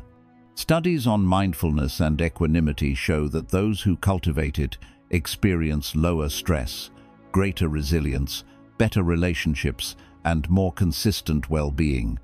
They are less reactive to negative events, less consumed by positive events, and more able to navigate challenges with calm. Equanimity is not only spiritual, it is practical. It helps us survive and thrive in a chaotic world. Equanimity is also freedom. When you are not tossed about by every praise or blame, every gain or loss, you are free. You act not out of reactivity, but out of wisdom. You love not out of fear, but out of compassion. You live not as a prisoner of circumstance, but as a master of your own mind. This freedom is not cold, it is radiant, because it is rooted in clarity. You become like a lamp that shines steadily, regardless of the winds around it. Equanimity does not mean that you never feel joy or sorrow again. It means that you hold them gently, with space, knowing they will pass. You enjoy joy fully, but without clinging. You feel sorrow deeply, but without despair. You remain steady through both. This steadiness allows you to appreciate life more, not less. You are no longer blinded by extremes, you see the whole picture. Equanimity also allows you to see goodness everywhere. Without it, the mind is quick to divide, good here, bad there. With equanimity, you see that even in difficulty, there is beauty, and even in joy, there is impermanence. This balanced seeing allows gratitude to flourish, even in hardship, and humility to flourish, even in success. Equanimity is the soil in which wisdom and compassion grow together. To cultivate equanimity, practice daily. When something pleasant arises, notice your tendency to cling. When something unpleasant arises, notice your tendency to resist. Pause, breathe, and remind yourself, this too shall pass. Allow yourself to feel, but do not be carried away. Over time, this balance grows stronger, until it becomes your natural way of being. Equanimity is a gift to yourself and to others. A steady heart calms those around it. When you remain balanced, others feel safe in your presence. You become an anchor in a stormy sea, a refuge for those who are tossed by life. This is why equanimity is considered a sublime quality. It is not only personal liberation, but also service to the world. The balance of equanimity is the strength to live fully without being consumed, to love deeply without being bound, to care passionately without being crushed. It is the calm in the storm, the mountain in the wind, the ocean beneath the waves. It is freedom in the midst of change, peace in the midst of struggle, clarity in the midst of confusion. To live with equanimity is to say, I will meet joy with gratitude, and I will meet sorrow with compassion. I will remain steady in gain and in loss, in praise and in blame. I will live with balance, with clarity, with peace. And in that balance, you discover the deepest freedom, the freedom to see the good in all of life, because you are no longer blinded by extremes. 25. The power of letting go, releasing what no longer serves you. Letting go is one of the most powerful practices on the path to freedom, yet it is also one of the hardest. The mind clings to possessions, to people, to ideas, to stories, to identities, to expectations. It clings because it believes holding on will bring security, control, and happiness. But clinging does not protect us, it binds us. It is like carrying heavy stones in a backpack and wondering why we are so tired. Letting go is the act of removing those stones. It does not mean losing love, wisdom, or joy. It means releasing what weighs down the heart, what obscures the mind, what prevents us from seeing clearly. To let go is not to abandon life, it is to embrace it more fully, with open hands and an open heart. The Buddha taught that suffering arises from attachment. We cling to what we desire, resist what we dislike, and demand permanence in a world of impermanence. But life changes constantly, people come and go, bodies age, circumstances shift, possessions fade. When we cling, we fight reality, and that fight brings suffering. Letting go is not rejection of life's joys. It is releasing the illusion of permanence, the demand that joy must never end, that people must never change, that life must always obey our desires. Letting go is living in harmony with impermanence rather than in denial of it. Letting go does not mean indifference. It does not mean withdrawing love, compassion, or care. It means loving without chains, caring without control, living without fear. Imagine holding a bird. If you clutch it tightly, you harm it, and it struggles. If you hold it gently, it rests freely, and you both find peace. Letting go is that gentle, holding open, loving, free. We cling not only to people and things, but also to identities. We cling to who we think we are, our roles, our achievements, our reputation, our story. We say, I am this, I am that. But life changes, and these identities shift. When we cling, we suffer as they slip away. Letting go of rigid identity allows us to be fluid, to grow, to transform. You are not only your job, your name, your past. You are something larger, deeper, freer. Letting go of the story allows you to discover the vastness of who you truly are. We also cling to pain. Strange as it may seem, we hold on to old wounds, replaying them again and again. We carry resentment, bitterness, anger, as if these protect us. But they only poison us. Letting go of resentment does not mean forgetting or excusing. It means refusing to carry the burden any longer. It means saying, I will not let this define me. I release it for my own freedom. In forgiveness, in letting go of the past, the heart becomes light again. Expectations are another form of clinging. We create rigid pictures of how life must unfold, how people must behave, how things must be. When reality differs, we suffer. Letting go of expectations does not mean giving up dreams or intentions. It means releasing the demand that they unfold exactly as we planned. It means meeting reality as it is, instead of being imprisoned by how we think it should be. This shift opens space for gratitude, for wonder, for joy in what actually is. Meditation teaches the practice of letting go directly. As you sit, thoughts arise, memories, desires, fears. The mind wants to grasp them, to spin stories, but the practice is to observe, to notice, and to release. Each time you let go of a thought, you return to the breath, to the present. Over time, this becomes natural. You see that thoughts are not chains you can let them pass, like clouds across the sky. Meditation reveals the possibility of freedom in every moment, the choice to release rather than cling. Letting go also applies to control. We often try to control people, circumstances, even life itself. But control is an illusion. We can influence, but we cannot command everything.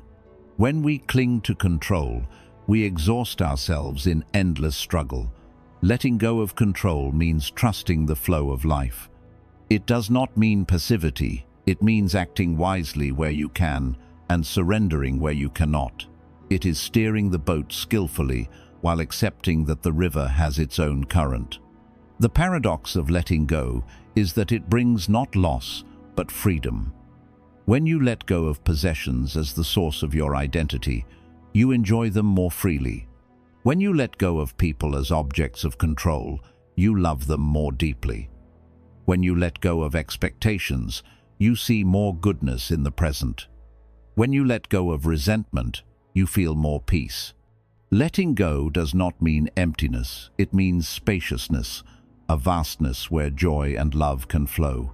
Science affirms this truth. Studies show that those who practice mindfulness and letting go have lower stress, greater well-being, healthier relationships, and deeper resilience. Clinging increases anxiety and fear of loss. Letting go reduces these, opening space for calm and contentment. It is not only a spiritual teaching, it is practical medicine for the modern mind. Letting go is not a single act, it is a lifelong practice. Each day, we notice clinging in thought, in action, in feeling. Each day, we breathe and release, even a little. Sometimes the release is small, like letting go of irritation in traffic. Sometimes it is vast, like letting go of a lifelong resentment. Each act of release makes the heart lighter, freer, more open. The deepest letting go is the letting go of self. The Buddha taught that clinging to the idea of a fixed, permanent self is the root of suffering. We say, "This is me, this is mine, I must protect it." But the self is fluid, changing, interdependent. Letting go of this rigid self does not erase identity, it liberates it. You see yourself not as a fixed entity, but as part of the flow of life. You are not a separate stone, but a wave in the ocean, rising and falling, always connected.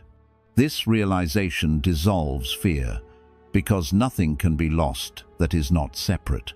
Letting go of self is awakening. The power of letting go is that it allows you to see goodness again. When the mind clings, it narrows focused only on what it wants, what it fears, what it resents. When you let go, the mind opens. Suddenly you notice beauty in small things, kindness in others, peace in the present. You see that life itself is a gift, fleeting and precious. Letting go clears the dust from the mirror, allowing you to see clearly. All along this journey, we have traveled through the landscape of the human mind and heart, guided by the wisdom of the Buddha and illuminated by the timeless truths of life. We have explored mindfulness, compassion, forgiveness, non-attachment, equanimity, and the power of seeing goodness in all things. Each lesson has been a step, not on a path outside of you, but on a path within you. And now, as we come to the conclusion, it is time to gather these threads into one tapestry, a vision of how to live with peace, wisdom, and joy. At the heart of every teaching lies a simple truth: the mind is powerful. It can be your greatest enemy or your greatest ally. It can imprison you in suffering, or it can set you free. To reprogram the mind is not to force it, but to awaken it. To train it is not to chain it, but to liberate it from the illusions of clinging, judgment, and fear. The Buddha did not ask us to believe blindly. He asked us to look deeply, to see reality as it is, and to discover freedom in that seeing. When you practice mindfulness, you become aware of the weeds of negativity and the seeds of goodness in your inner garden. You learn to water the seeds of joy, compassion, and peace, while gently letting the weeds of anger and fear wither away. When you practice compassion, you expand the boundaries of your heart until no being is excluded. When you practice forgiveness, you drop the burning coal of resentment and find that your hands are finally free. When you practice non-attachment, you hold life lightly, loving fully without fear of loss. When you practice equanimity, you stand calm in the storms of gain and loss, praise and blame, joy and sorrow. All of these teachings converge in one place, the present moment. For the present is where life happens, where love is given, where peace is found, where wisdom is born. The past cannot be changed, the future cannot be controlled, but the present can be lived. And in living it fully with mindfulness, compassion, balance, and openness, you discover the goodness that was always here, waiting to be seen. These lessons are not abstract philosophies, they are practices for daily life. When you wake in the morning, breathe with awareness and gratitude. When you eat, taste each bite fully, mindful of the earth and countless beings who made it possible. When you speak, let your words be kind and true. When anger arises, pause, breathe, let go. When joy arises, savor it without clinging. When sorrow comes, embrace it with compassion, knowing it will pass. Each moment is an opportunity to practice.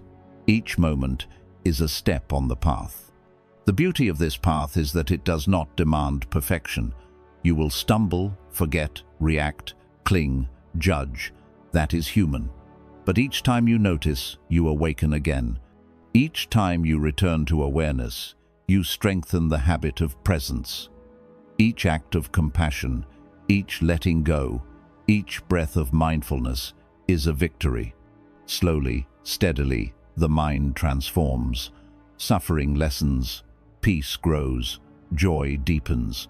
This is the fruit of practice, not an instant escape from pain, but a gradual flowering of wisdom and love. The Buddha often spoke of the lotus flower.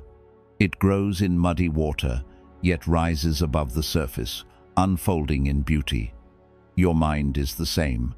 The mud of suffering, confusion, and craving is real, but it is also the soil of awakening. By practicing these teachings, you rise above the mud, blooming into the fullness of your potential. You do not need to wait for perfect conditions. The lotus blooms in the very place it is rooted. And so can you. As you move forward from here, remember that the path is not separate from life. It is life. Every breath, every step, every interaction is part of the practice. Do not think you must escape the world to find peace. Peace is found in the midst of the world, in the very fabric of your daily life. Washing dishes, speaking to a friend, working, resting, all can be moments of mindfulness, compassion, and awakening. The great gift of this journey is that when you see the good in life, you do not only free yourself, you also become a light for others. Your presence, your steadiness, your kindness ripple outward, touching lives you may never know. A kind word, a patient silence, a compassionate act, all can transform someone's day or even their life. By training your mind to see the good, you help others see it too. In this way, your practice is not only for you, it is for the world. The conclusion, then, is also a beginning. The end of these lessons is the start of your daily practice. Take what resonates, what uplifts, what brings peace, and apply it in small ways. Do not wait for tomorrow, begin now. Breathe with awareness, smile with compassion, act with kindness. Trust that each small step matters. The path unfolds one moment at a time, and each moment is enough. To reprogram your mind to always see the good is not to deny suffering or ignore pain. It is to acknowledge suffering while also seeing beauty. It is to recognize pain while also recognizing love. It is to live with both eyes open, aware of impermanence, yet filled with gratitude. This is not naive optimism. It is wise realism. It is seeing life as it truly is, a mixture of joy and sorrow, loss and gain, but always precious, always fleeting, always an opportunity to awaken. And so, let us close with a reflection. Sit quietly for a moment. Breathe. Place your hand on your heart. Feel its steady rhythm, the gift of life pulsing in you. Whisper silently to yourself, "May I see the good. May I live with peace. May I love with compassion. May I walk with wisdom. May all beings be free." Let these words sink into you, not as distant wishes, but as living truths. Carry them with you as you step into the world. For the path of awakening is not elsewhere. It is here, in you, now. The good is not hidden, it is waiting to be seen. Peace is not far, it is waiting to be remembered. Love is not scarce, it is waiting to be given. May you walk this path with courage, with joy, with compassion, with equanimity. And may your life, lived with awareness, become a lamp shining in the darkness, a lotus blooming in the mud, a testament to the power of the awakened mind. This is the gift of Buddhism. This is the gift of practice. This is the gift of living fully.